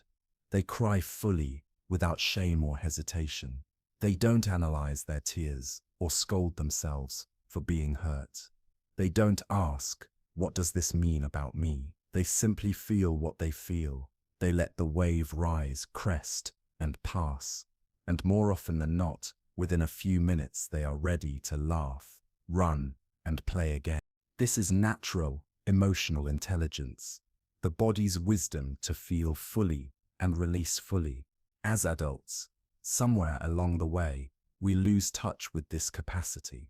We learn to complicate pain with thought loops, judgments, and self-criticism. We make our emotions heavier by holding on to them, feeding them with stories, and resisting them with shame. But emotions were never meant to be permanent residents. They are designed to be temporary visitors, messengers carrying signals from the heart. The problem is not that we feel too much. The problem is that we cling too tightly or resist too strongly what was always meant to move through us. You can reclaim this natural wisdom, not by becoming childish, but by remembering the intelligence you once had before you were taught to fear your inner world. Here is a simple practice. The next time you feel overwhelmed by difficult emotions, instead of running or fighting, pause. Set a timer for just 5 minutes. Give yourself permission to feel exactly what is here for that short span of time. No fixing, no explaining, no solving, just 5 minutes of pure presence. Breathe slowly and deeply, letting your exhales be longer than your inhales. This gentle rhythm tells your nervous system, you are safe. Place both hands on your heart and imagine your breath flowing directly into that space, as if your heart itself were inhaling and exhaling. If thoughts arise, and they will, about why you shouldn't feel this way, about how to escape or solve it, simply return to the raw sensation.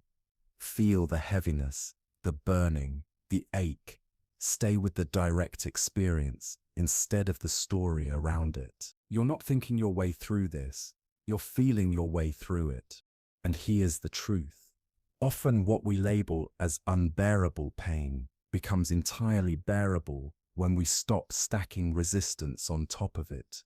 The raw sensation of sadness, fear, or anger on its own is usually manageable. What makes it feel impossible are the layers we add. This sadness means I'm weak. This anxiety means something terrible is coming. This anger means I'm broken. But without those stories, pain is just sensation. Intense, yes, but not permanent, not defining, not fate. This loneliness means no one will ever love me. This sadness means I am weak. This anxiety means something terrible is about to happen. Do you see how quickly the mind spins stories around raw sensations? These stories are what transform temporary, emotional weather into what feels like a permanent psychological climate. A passing rain shower becomes a lifelong storm cloud when filtered through the narrative of this will never change. But when you step out of the story and drop into the body, when you touch the actual sensation of grief in the chest, or the trembling of fear in the belly, you discover that your capacity is far greater than you ever imagined. You learn that you can hold space for your own pain, the same way the vast ocean holds space for its waves. The waves rise, fall, crash, foam, dissolve, but the ocean itself remains steady, deep, and unshaken. This doesn't mean you numb yourself. It doesn't mean you detach or suppress. It means you learn how to be fully present, present enough to feel without drowning, strong enough to open your heart without losing yourself, wise enough to see pain as information, not identity. People often worry, if I really let myself feel this, I'll never stop crying, I'll collapse and never rise again. But in reality, the opposite is usually true. When you finally give your pain permission to exist, when you allow it to move through you without interference, it often dissolves more swiftly than all the years you spent resisting it. It's like trying to hold a beach ball under the water. The harder you push it down, the more force it gathers, and when you finally let go, it bursts upward, splashing violently. But if you simply let the ball float on the surface, it bobs gently with the waves, completely unthreatening. Your emotions want the same freedom. They are not here to drown you, they are here to move through you. They complete their natural cycle only when you stop interrupting the process with resistance. The Buddha taught that all conditioned phenomena share the same rhythm. They arise, they abide for a time, and then they dissolve. Nothing is permanent, not your happiest moment, and not your darkest either. This includes your most painful emotions. Even your heaviest grief will lighten in time. Even your most persistent anxiety will shift and soften. Even your loneliest moments will eventually open into unexpected connection. But this natural rhythm of dissolution can only happen when you stop waging war against your inner life. Healing is not about controlling emotions, but about trusting the process. It's remembering that to feel your feelings fully is not a weakness. It is the deepest form of courage. And when you practice this, when you sit with pain without drowning, something profound begins to shift. You stop fearing your own inner weather. You begin to develop a quiet confidence. I can handle whatever arises within me. You no longer need to fix yourself, change your circumstances, or chase constant happiness in order to be okay. Presence itself becomes enough. This presence is your refuge, your medicine, your compass through any storm. And as you rest in this open, compassionate presence, you begin to notice something fascinating about the mind. The thoughts that arise around your pain, those endless commentaries, judgments, and predictions, are often sharper and heavier than the pain itself. Sometimes the thought is the real wound, and the feeling was only ever a messenger. Which brings us to a deeper truth. Teaching 9. Your thoughts are guests, not masters. Your thoughts are like convincing liars dressed in truth's clothing. They speak with authority, as if they are delivering eternal facts. But in reality, they are only passing interpretations. Right now, as you listen to these words, you may notice a voice in your head commenting on them. Perhaps it's nodding in agreement. Yes, this makes sense. Or perhaps it's skeptical. This won't work for me. This is too simple. My pain is different. Either way, that voice is just thought, an inner narrator, not an ultimate authority. That sounds like nonsense, doesn't it? Maybe even as you listen now, the voice in your head has already wandered off, reminding you of what you need to do later today, replaying yesterday's conversation, or criticizing the way you're even trying to listen. That voice, persistent, opinionated, rarely silent, has done such a convincing job that you've come to believe it is you, but it isn't. You are not your thoughts any more than the sky becomes the clouds drifting across it. When storm clouds gather, the sky doesn't turn storm itself. It remains vast, open, untouched. When bright white clouds scatter on a summer afternoon, The sky doesn't become white cotton. It remains the same immeasurable expanse it always was. This is your nature too. Your awareness is the sky. Your thoughts are the clouds, sometimes light and wispy, sometimes dark and heavy, but always temporary visitors, moving through the spaciousness of your mind. But somewhere along the way, you forgot this truth. You began identifying with every cloud that passed by. When anxious thoughts appeared, you decided, I am an anxious person. When sad thoughts arose, you told yourself, I am sad. When critical thoughts filled your mind, you became your own harshest critic. This way of living is exhausting, constantly becoming whatever weather pattern happens to pass overhead. It is like building your home inside the storm, rather than remembering you are the sky that holds it all. The Buddha understood this intimately. He called the untrained, unobserved mind the monkey mind, restless, noisy, leaping from branch to branch without pause. But he also pointed to something deeper. Beneath the monkey's chatter is a stillness, an awareness, a vast and quiet presence. That stillness is not disturbed by what passes through it. That stillness is your true nature.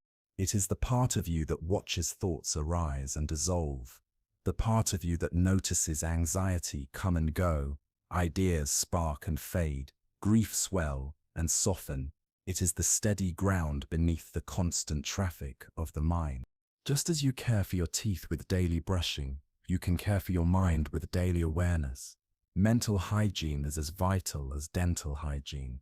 Without brushing, plaque builds up and decay sets in. Without awareness, toxic thought patterns accumulate until you believe them to be who you are. But here is the good news. You can learn to relate differently to your thoughts. You brush your teeth without becoming the toothbrush.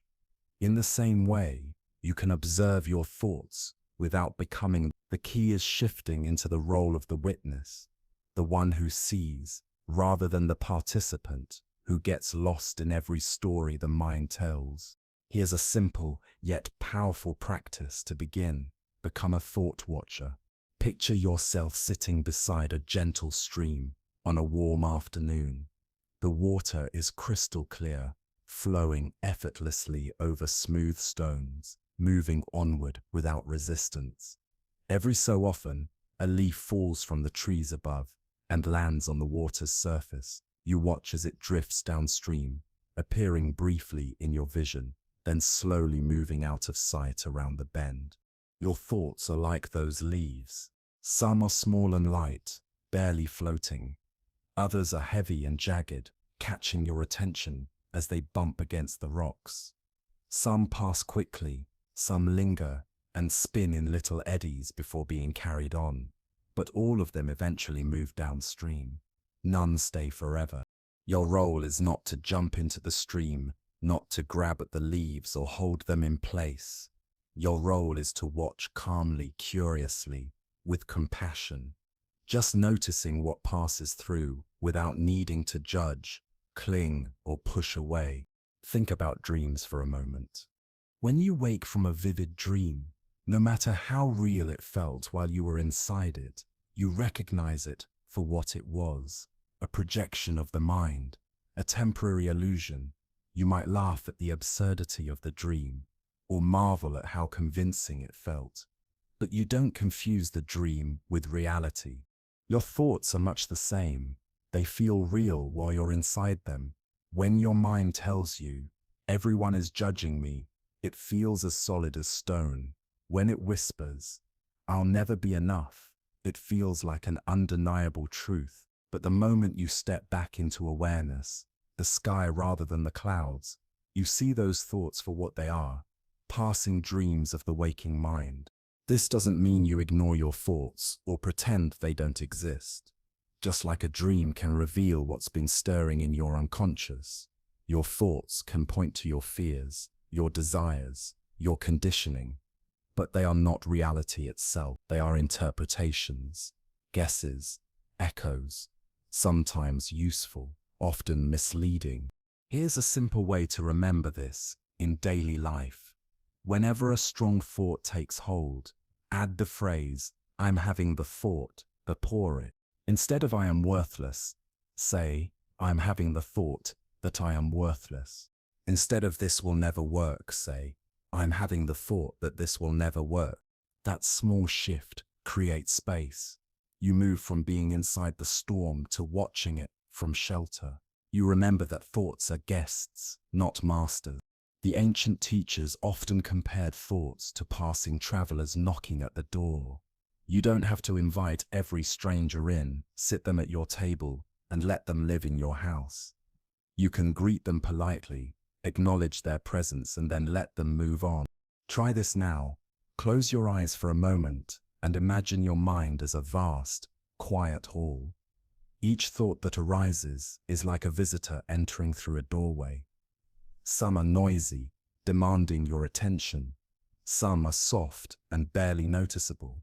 Some are kind, some are critical. But you are not the visitor, you are the hall, the spacious, silent presence that holds them all. And here's the miracle. When you stop treating every thought as an urgent command, you begin to experience peace, even in the presence of mental noise. The thoughts don't have to disappear for you to feel free. Freedom comes from no longer being ruled by them. This is the beginning of true mental mastery, not by controlling what arises, but by remembering who you are beneath it all. Creativity flows more freely when it's not being judged by the inner critic.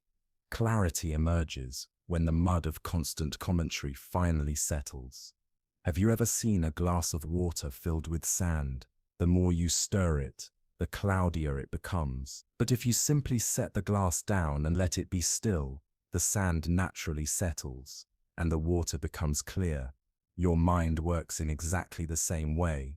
The more you stir your thoughts, chasing one after another, the murkier things feel. But when you step back into awareness, when you stop identifying with every thought, clarity arises on its own. This clarity doesn't mean you stop thinking altogether.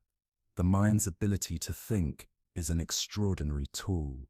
But when you learn to recognize thoughts as passing events, rather than absolute truths, you become the master of the tool rather than its servant. You know when to pick it up and use it, and when to set it down and return to stillness.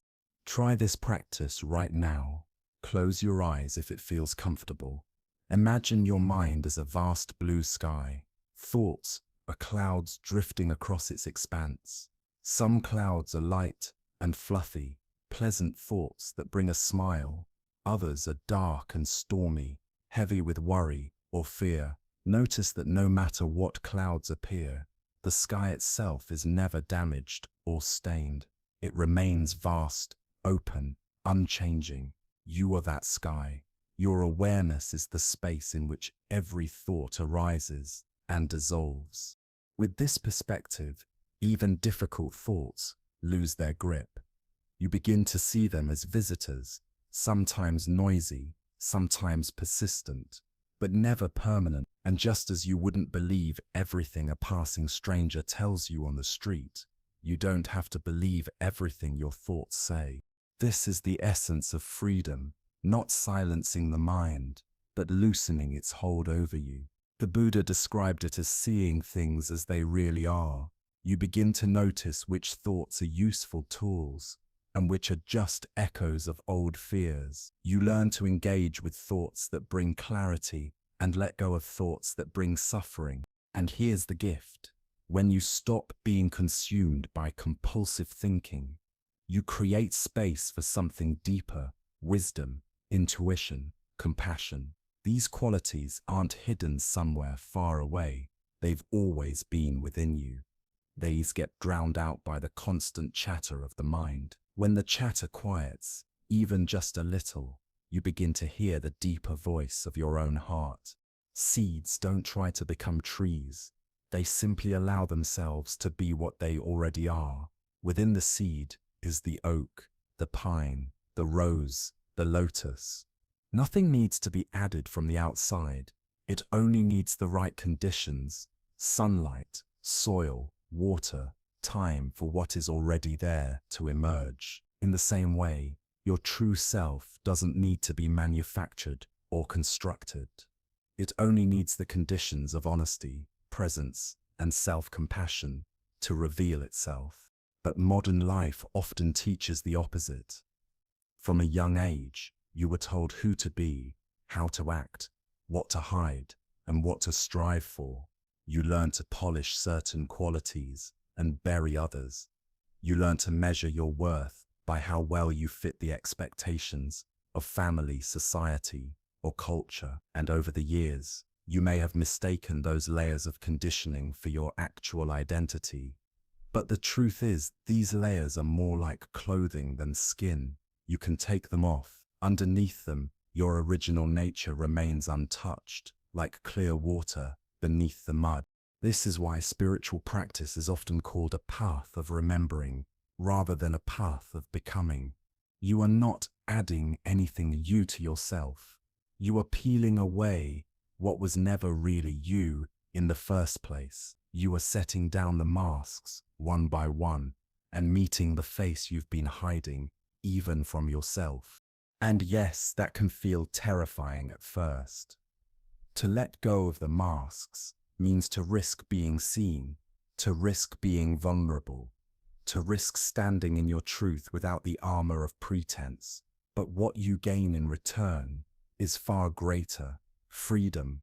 Freedom from the exhausting performance of trying to be enough. Freedom from the constant anxiety of holding everything together. Freedom to live as you are, without apology. The Buddha's teaching on Buddha nature points directly to this truth. Beneath the noise of your thoughts, beneath the habits of your conditioning, there is something unshakable.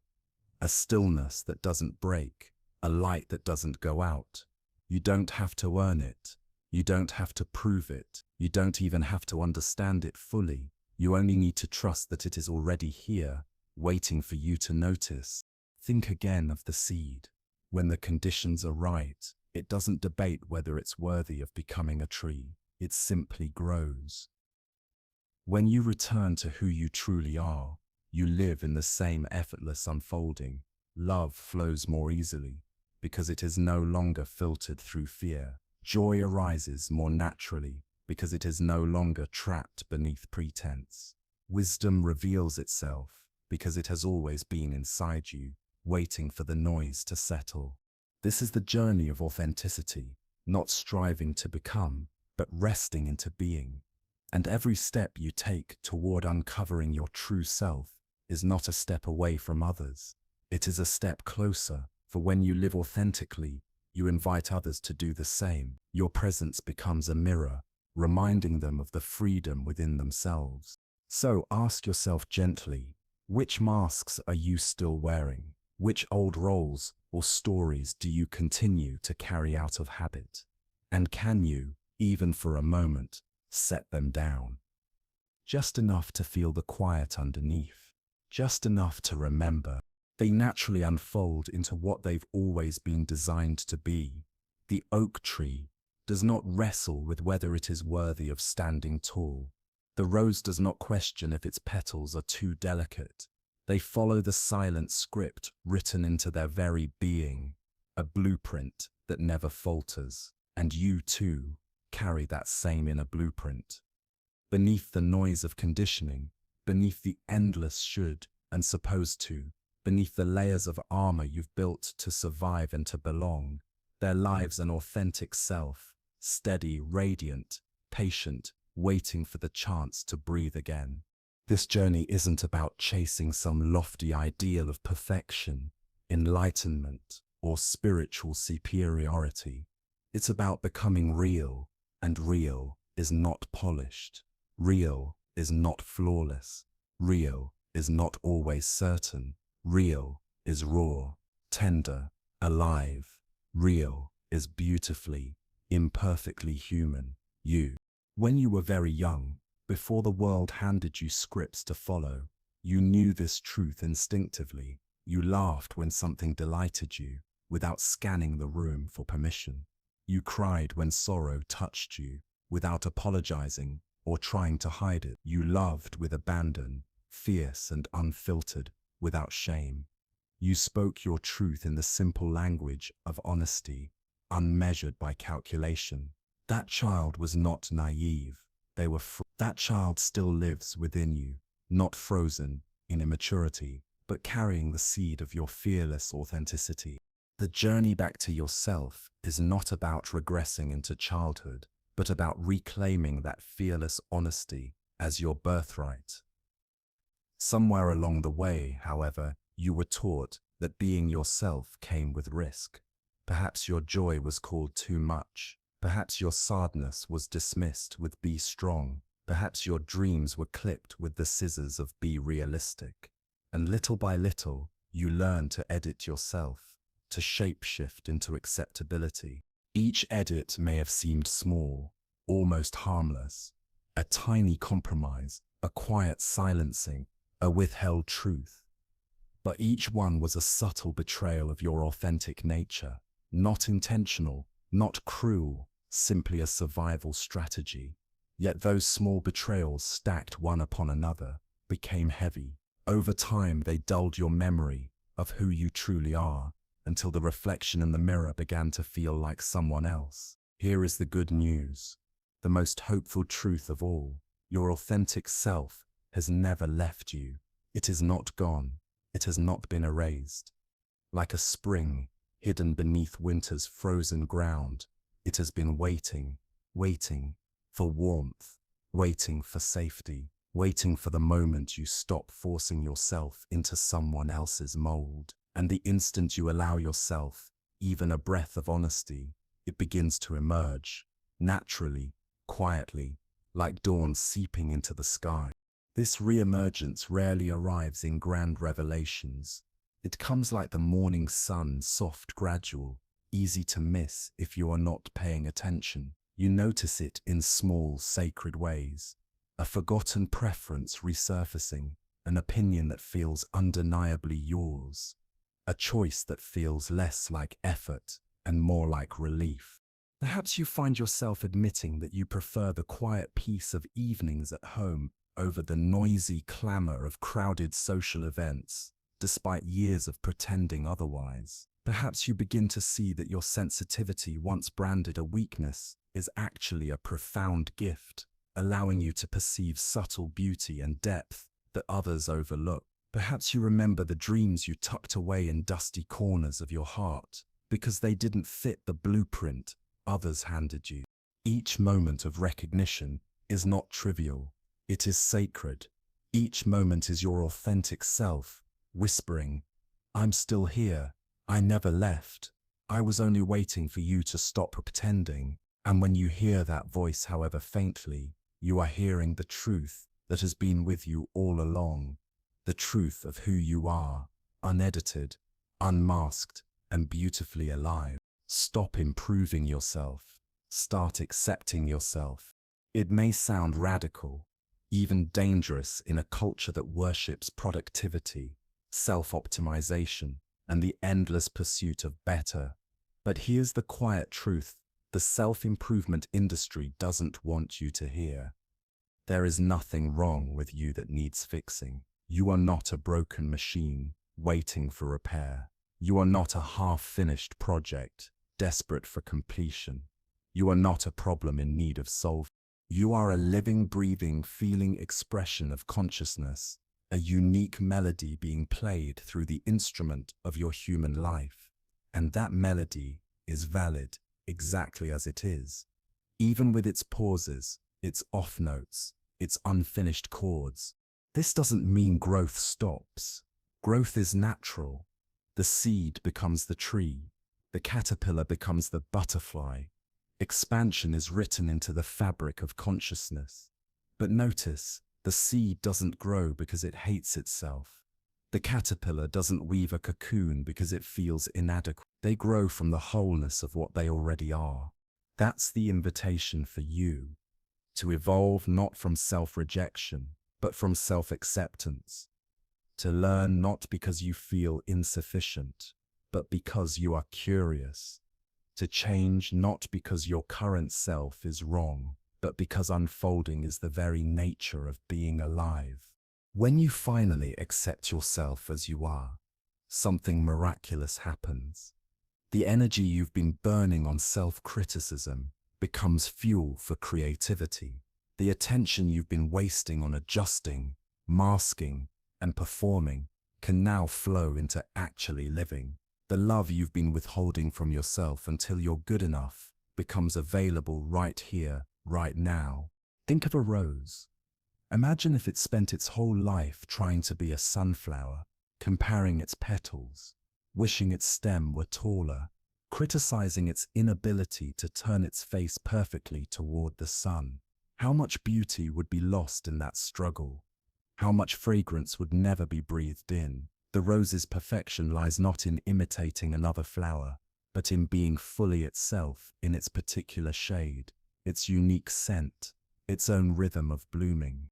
You are the same, your way of seeing the world, your exact blend of strength and softness, your rhythm of moving through life. These are not mistakes to be corrected.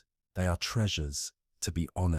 This is what the Buddha meant when he spoke of Buddha nature. It's not something you earn after decades of effort. It's not an award for passing spiritual tests. It is what you already are, breathing with your breath, beating with your heart, watching through your eyes. It doesn't need to be purified. It only needs to be recognized, welcomed, allowed. And recognition begins with small, quiet acts of honesty. Saying no when something doesn't feel right instead of betraying yourself for approval. Expressing joy over something you love, even if others dismiss it as silly. Allowing your sadness to show without shame instead of hiding it behind a mask of strength. Setting a boundary that honors your needs, even if it disappoints someone else. Each act of honesty is a doorway back to yourself. Each moment of self-acceptance is a seed of freedom. And slowly, gently, without force, you begin to remember you were never broken. You never needed fixing. You only needed permission to be who you already are. Each honest moment is a homecoming. Each authentic choice is a declaration.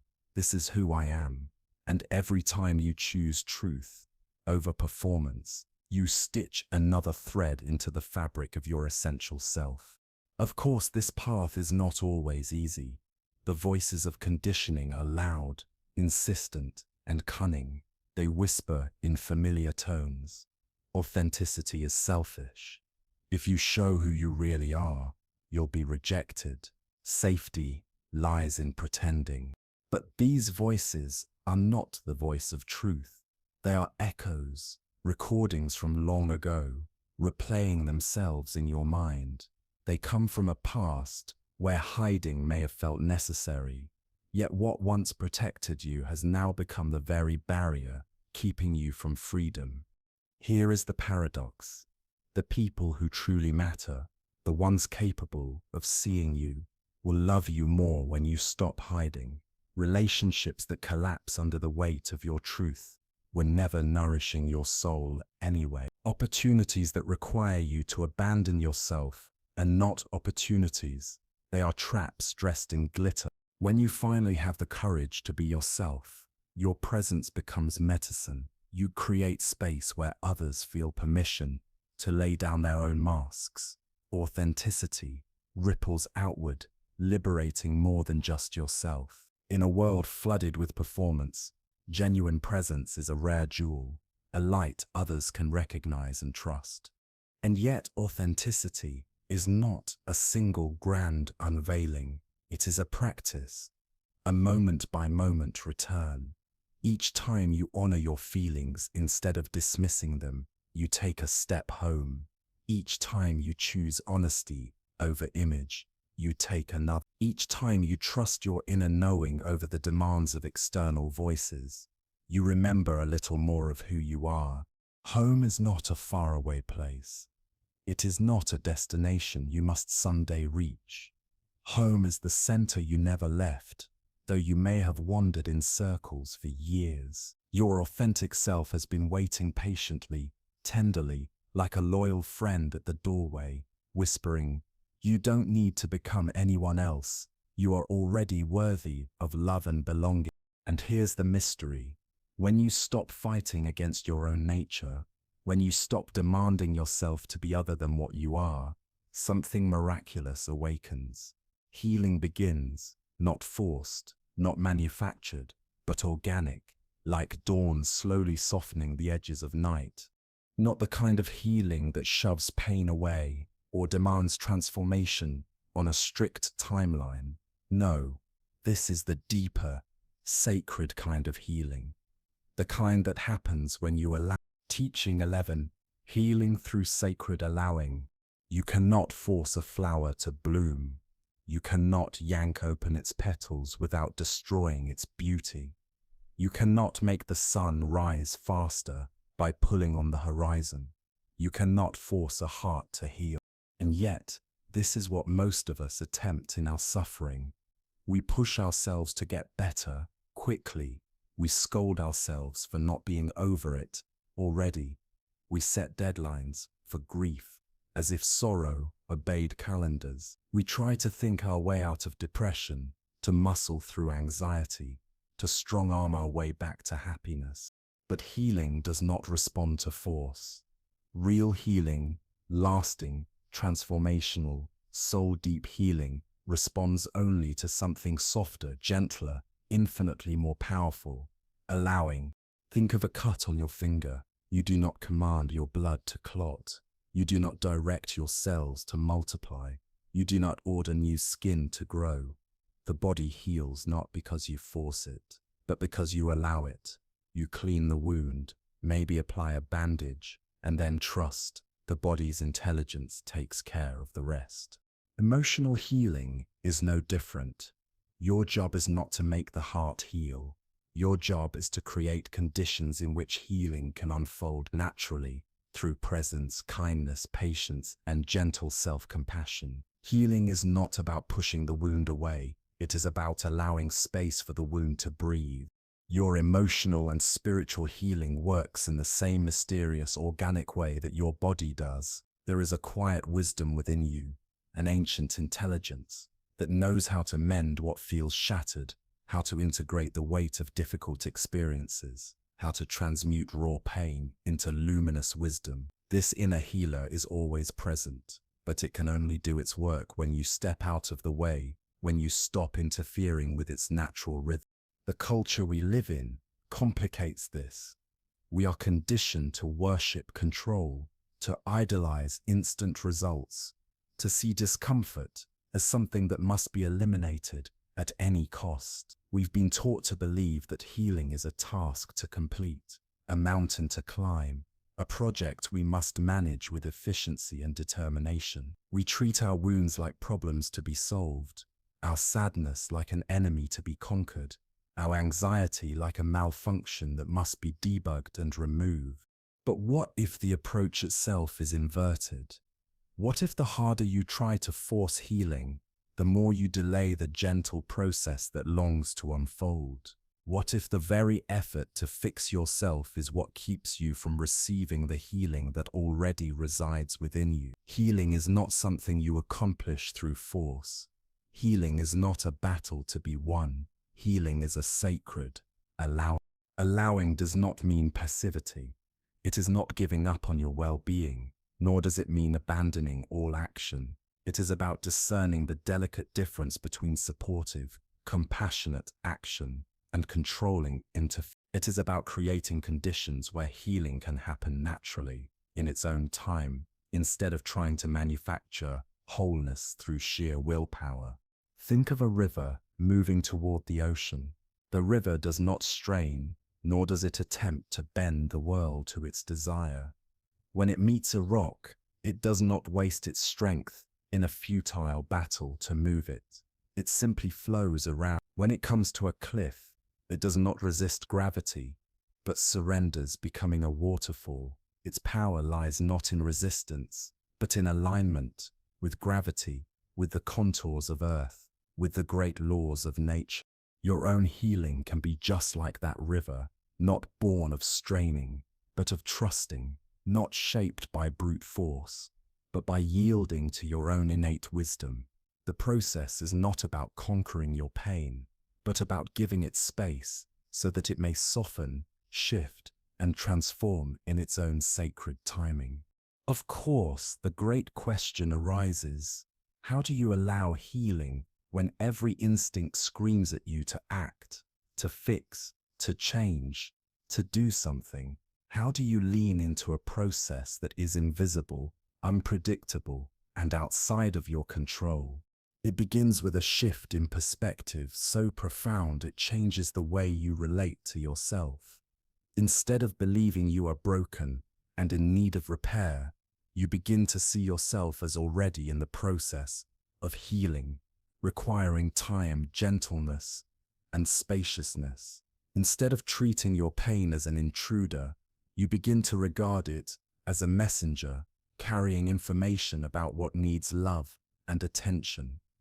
Instead of demanding that healing bend to your schedule, you learn to trust its quiet intelligence and its perfect timing. Nature is always modeling this truth. Trees never force themselves upward. They simply respond to light, to rain, to the nourishment beneath their roots.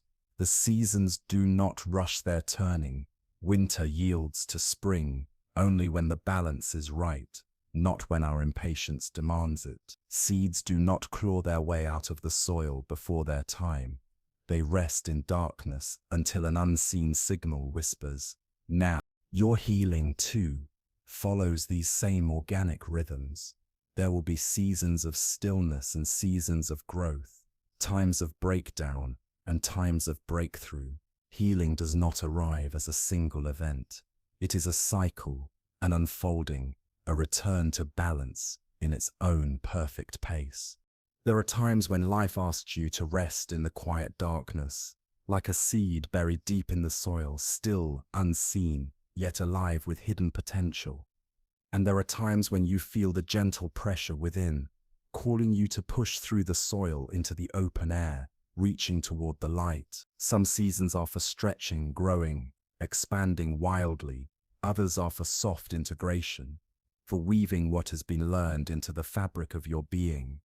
If your heart is in a season of grief, sacred allowing means letting yourself grieve fully, giving your sorrow the dignity of being felt, rather than rushing to arrive at acceptance before its time. If your life is cloaked in confusion, you sit inside the not knowing instead of forcing clarity prematurely. And if anger rises in you like fire, you create safe space for its flames to burn, trusting that fire not only destroys but also purifies. Allowing does not mean indulging endlessly or sinking into emotions without movement. It means remembering that emotions, like passing weather, are designed to move through you when they are not obstructed by resistance. Consider what happens when you try to dam a river. The water does not vanish, it accumulates, pressing harder and harder against the barrier. Eventually something breaks, often with explosive force. But when the river is allowed its path, it flows freely. It carves new channels, nourishes fields and forests, and always, inevitably, finds its way to the sea. Your emotions move in the same way. If you block them with judgment or resistance, they do not disappear. They build inside, often erupting in ways that catch you off guard. But if you let them flow naturally, they bring with them unexpected gifts, insights, compassion, resilience, and wisdom carried on the current. Here is a simple yet profound practice to cultivate sacred allowing in your daily life. The next time you notice yourself in pain, whether it be physical, emotional, or spiritual, pause and gently ask, what am I trying to force right now? Maybe you are trying to force yourself into gratitude when sadness is asking for space. Maybe you are demanding productivity when your body longs for rest. Maybe you are insisting on an immediate resolution to a situation that needs the grace of time. Once you see what you are forcing, soften your grip, shift your approach. Instead of pushing against what is, breathe into it. Instead of demanding that change arrive instantly, offer the gift of your presence. Instead of trying to manufacture healing, create the right conditions and trust healing to unfold in its own time. These conditions are often far simpler than we imagine. Rest, when your body asks for rest, instead of driving yourself toward exhaustion. Feel your emotions when they arise instead of rushing to fix or dismiss them. Move gently when your body aches instead of muscling through the pain. Eat nourishing food when you are hungry, not out of restriction or force, but out of care. Speak to yourself with kindness instead of wielding harsh words as a false motivator. Every one of these choices is an act of sacred allowing. In each act you whisper to your system, I trust your wisdom, I trust your timing, I trust your process. The Buddha taught that the true root of suffering is not the experience itself, but the resistance to it, the tension we create by fighting against reality. It is not grief itself that breaks us, but the demand that grief leave before its season is complete. It is not pain itself that destroys us, but the war we wage against it. When resistance dissolves, what once felt unbearable often becomes a path to clarity, tenderness, and freedom. When you stop fighting against your own experience and begin allowing it to be as it is, something remarkable happens. Suffering itself begins to transform. The transformation may not look like the picture your mind has painted. It rarely means that the pain vanishes instantly or that problems dissolve overnight. Instead, the shift happens in your relationship to the difficulty. The pain may remain, but the struggle around it loosens. This is what Buddhists call equanimity, the steady, grounded presence that allows you to remain balanced, regardless of the storm around you. With equanimity, you stop treating every emotion, every thought, every circumstance as a personal verdict on your worth or your future. Instead, you begin to recognize them for what they are, passing weather systems moving across the vast sky of your awareness. Anger is like a summer thunderstorm, loud, intense, but temporary. Grief is like a long winter, cold and heavy, yet carrying the seeds of renewal. Joy too is like spring sunlight, warm, alive, yet also impermanent. With equanimity, you are no longer tossed helplessly by these shifts. You become like a mountain in a storm. The rain pelts the mountain, the wind howls around it. The snow may cover its peaks, but the mountain remains unmoved at its core. And this steadiness doesn't make you cold, numb, or detached. Quite the opposite. By not wasting energy resisting your experience, your heart actually opens. You have more room for compassion, for curiosity, for presence.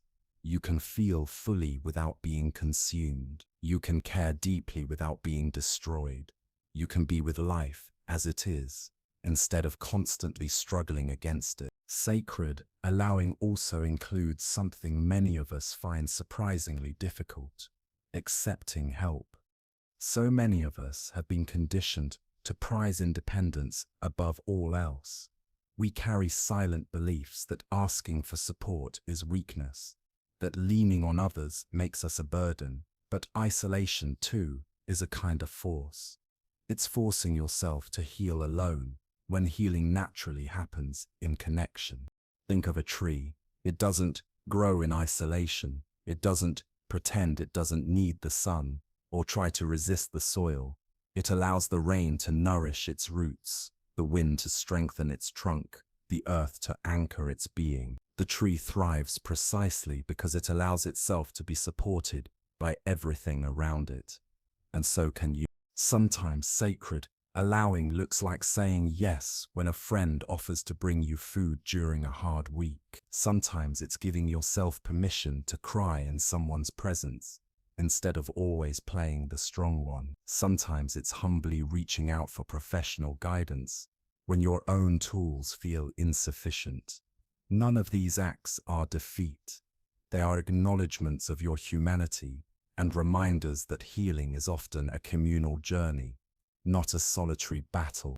As you surrender into this way of being, you begin to notice something extraordinary. The same quiet intelligence that regulates your heartbeat, that grows your hair without your effort, that mends a cut on your skin, is also working on the deepest levels of your being. It is integrating your experiences, weaving meaning out of your struggles, and slowly, almost imperceptibly, expanding your capacity for love and wisdom. But this natural intelligence requires your trust. It cannot do its sacred work if you are constantly interfering, micromanaging, or demanding instant results.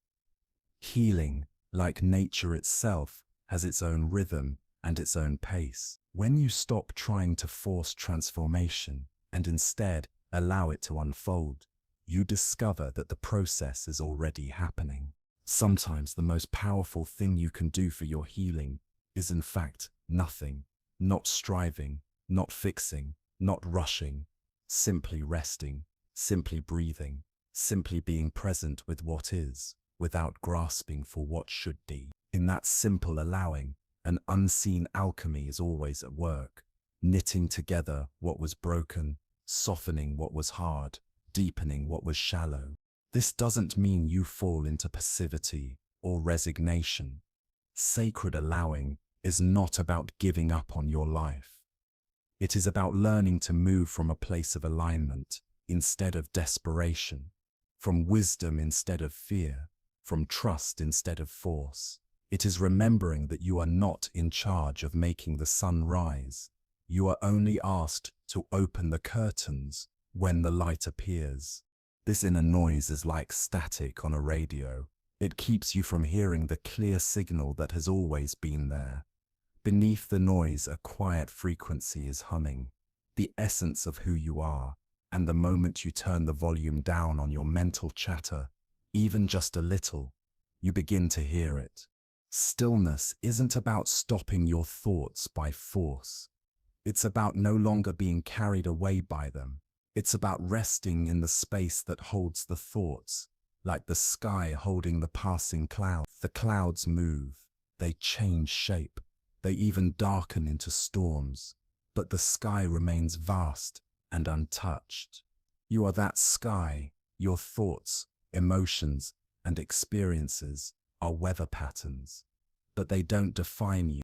The Buddha often described this stillness as the unconditioned, the place within that is not bound by circumstances, by gain or loss, by praise or blame, by success or failure. It is the inner refuge that can never be destroyed because it was never created.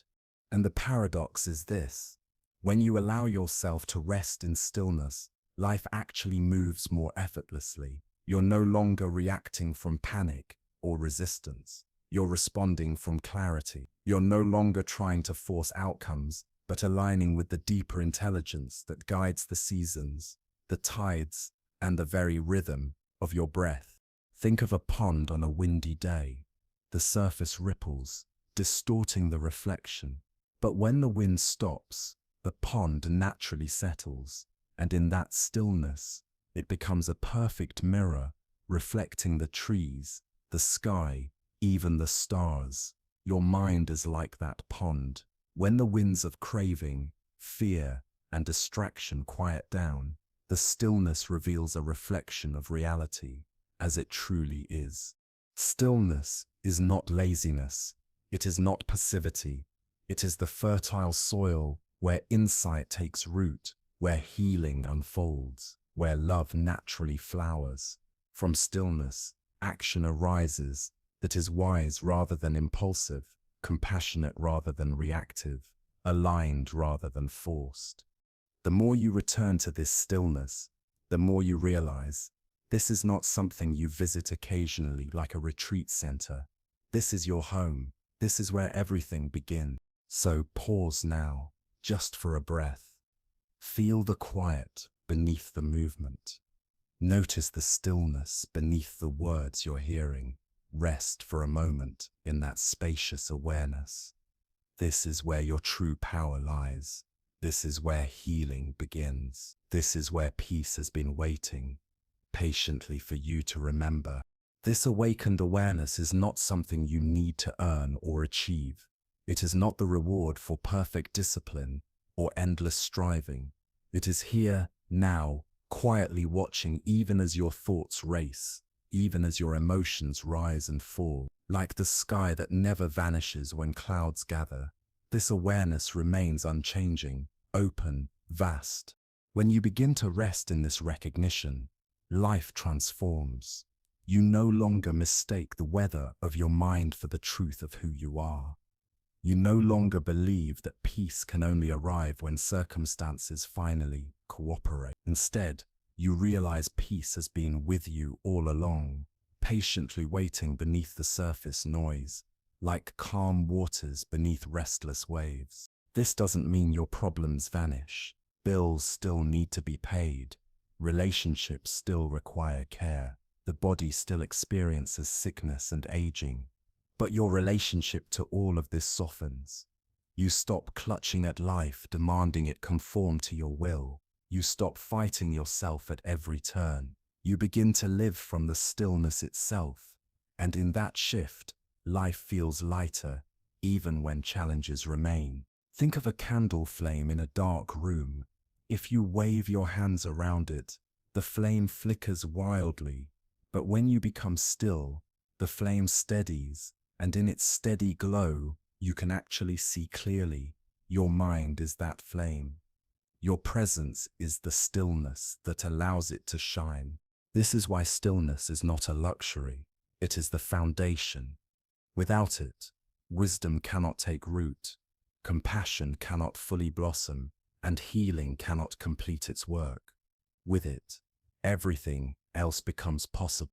So, return often to the pauses. Let yourself rediscover the sacred silence between breaths, the quiet spaces between thoughts, the soft spaciousness that is always holding your life. You don't need to retreat from the world to find it. You only need to stop running from yourself. Stillness is not the end of your journey. It is where every true journey begins. This awakened awareness does not come and go with your moods, your thoughts, or your circumstances. It is not improved when you succeed, nor diminished when you fail. It is the ground of your being, steady and luminous, like the sky that holds every cloud without ever being stained by them. To live from this recognition is not to withdraw from life, but to participate more fully in it. When you rest in stillness, you don't become passive, you become clear. Your actions arise from a place of wholeness rather than compulsion, from wisdom rather than fear. You begin to speak with authenticity, to listen with presence, to move through your days with a quiet confidence that doesn't depend on the world's approval. And in this way, the ordinary moments of your life, washing a dish, walking to the store, pausing before answering a question, are revealed as sacred. Every breath is an invitation to return, to rediscover that the stillness you seek is never separate from you. The Buddha nature is not waiting at the end of your striving. It is here, now, in the simple awareness reading these words, in the silence between them, in the aliveness of this very moment. So, the invitation is simple. Stop searching for what is already yours. Pause, soften, and notice. Beneath the noise, beneath the striving, beneath the endless becoming, you are already home. This same awareness is what has been quietly listening to these teachings all along. It is what has been present through every single moment of your life, whether you were joyful or heartbroken, whether you felt certain or lost, whether you stood surrounded by others or sat quietly in solitude. It has never abandoned you. It has never wavered. Like an ever-steady flame, it remains, no matter how fierce the winds of experience may blow.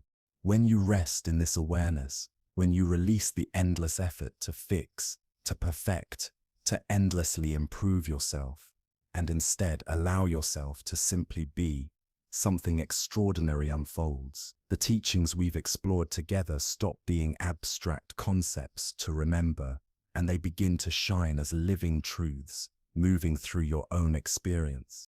You see directly that suffering was never just an enemy to escape, but a teacher guiding you toward this deeper homecoming. You feel emotions pass like weather across the vast sky of awareness that is never disturbed by the storm. You notice how loneliness, when held in stillness, softens into spaciousness, how attachments begin to fall away naturally when you discover the presence that cannot be lost. The present moment stops being something distant to chase or arrive at. Instead, it becomes the simple realization that you have never left it, not once. Even in your moments of distraction, you are still here, in awareness. The brokenness you thought defined you reveals itself as a breaking open, a doorway into greater wholeness. Self-love ceases to be a goal to achieve someday and becomes a remembrance of something that was never absent. You learn you can sit with pain without drowning, because stillness is deeper than pain. You discover that thoughts lose their control over you. Once you realize they are not who you are, but movements passing through the space that is you. The authentic self you once thought you had to build or earn reveals itself quietly as what you've always been, beneath every mask, every performance, every story.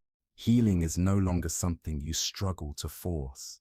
Instead, it becomes a natural flowering that happens on its own, because stillness provides the perfect soil for transformation. In that soil, you discover the source of everything you longed for: peace, love, wisdom, compassion, strength, not as things you must acquire, not as achievements you must earn, but as qualities of the awareness you already are. This is the ultimate medicine, not more striving, but simple recognition, not adding weight to your life, but allowing the fullness already here to be enough. Not fixing yourself, but resting in the wholeness that was never broken. In stillness, you see you are not the seeker at all. You are what has always been sought. You are not someone waiting to be healed. You are the healing presence itself. You are not separate from peace. You are peace aware of itself. And here is the most beautiful part. This recognition does not demand perfect conditions or years of effort. It can dawn now, in the smallest of moments, in the quiet space between these very words, in the silence that holds every sound, in the pause before your next breath. So, as our journey through these 12 teachings comes to its close, remember, it is also a beginning. Every moment is a fresh invitation to return to stillness, to rest in the awareness you already are, to touch the peace that has never required anything to complete it. The teachings we have walked through together are not weights for you to carry, nor are they tasks to rehearse like lessons for an exam. They are doorways. Each one opens into the same place. This moment, this presence, this stillness, where healing naturally happens, where love flows without resistance, where wisdom shines without effort. So do not worry about holding on to these teachings. Instead, return again and again to the stillness where they all converge. It will meet you every time, because it has always been here, quietly waiting, patiently shining, eternally whole. Return to the silence between your thoughts. Return to the peace between your breaths. Return to the awareness that has been quietly holding you all along, never absent, never broken, never demanding you be anything other than what you already are. In that simple returning, you will discover that everything you have been seeking has been patiently waiting for you, not in some far-off future when you are healed or enlightened or finally perfect, but here, now, in the profound stillness that is your original home. This is where every path begins and where every journey eventually returns. This is the source of healing, the ground of love, the wellspring of wisdom, the eternal presence that does not come and go. This stillness is not something outside you. It is what you are beneath every story you've told about yourself, beyond every experience you've endured, deeper than every emotion that has ever passed through you. And in recognizing it, you finally arrive. Welcome home. The natural healing journey forward. The golden thread woven through all 12 teachings is this: you already carry everything you need. Healing is not about acquiring something new. It is about remembering what has always been yours. These teachings are not concepts to master, but invitations to return to your natural wisdom. A natural healing lifestyle is beautifully simple. It does not demand perfection. It asks only for presence. Breathe with your pain instead of fighting it. Rest in stillness, even if only for a few moments each day. Speak to yourself with the kindness you would offer a dear friend. Trust your process, even when the path ahead is hidden from view. In doing these small things with sincerity, you align yourself with something vast and timeless. You become part of an ancient wisdom lineage, stretching back 2,500 years, millions of hearts who have walked this very path and discovered what you are discovering now, that healing is not a distant destination. Healing is the way you travel, the way you live, the way you meet each moment with gentle courage. So thank you for the bravery to sit with these teachings, for choosing presence over avoidance, for facing your pain instead of running from it. Thank you for the quiet but radical act of choosing healing over hiding. And know this: your willingness to heal is never just about you. It is a gift to everyone whose life you touch. The Buddha once said, "Thousands of candles can be lighted from a single candle, and the life of the candle will not be shorter." In the same way, your healing lights the path for others. Your peace ripples outward in ways you may never see. Your courage becomes a refuge for others. Your stillness becomes an invitation for others to return home to themselves. If these teachings have nourished you, consider offering them forward. Share them with someone who might need this gentle reminder of their inherent wholeness. Because your healing heals more than your own heart. It quietly heals the world. So rest. Rest in the stillness that you are. Rest in the peace that you have always been. Rest in the awareness that is unshakable, unbroken, and infinite. And know deeply that you are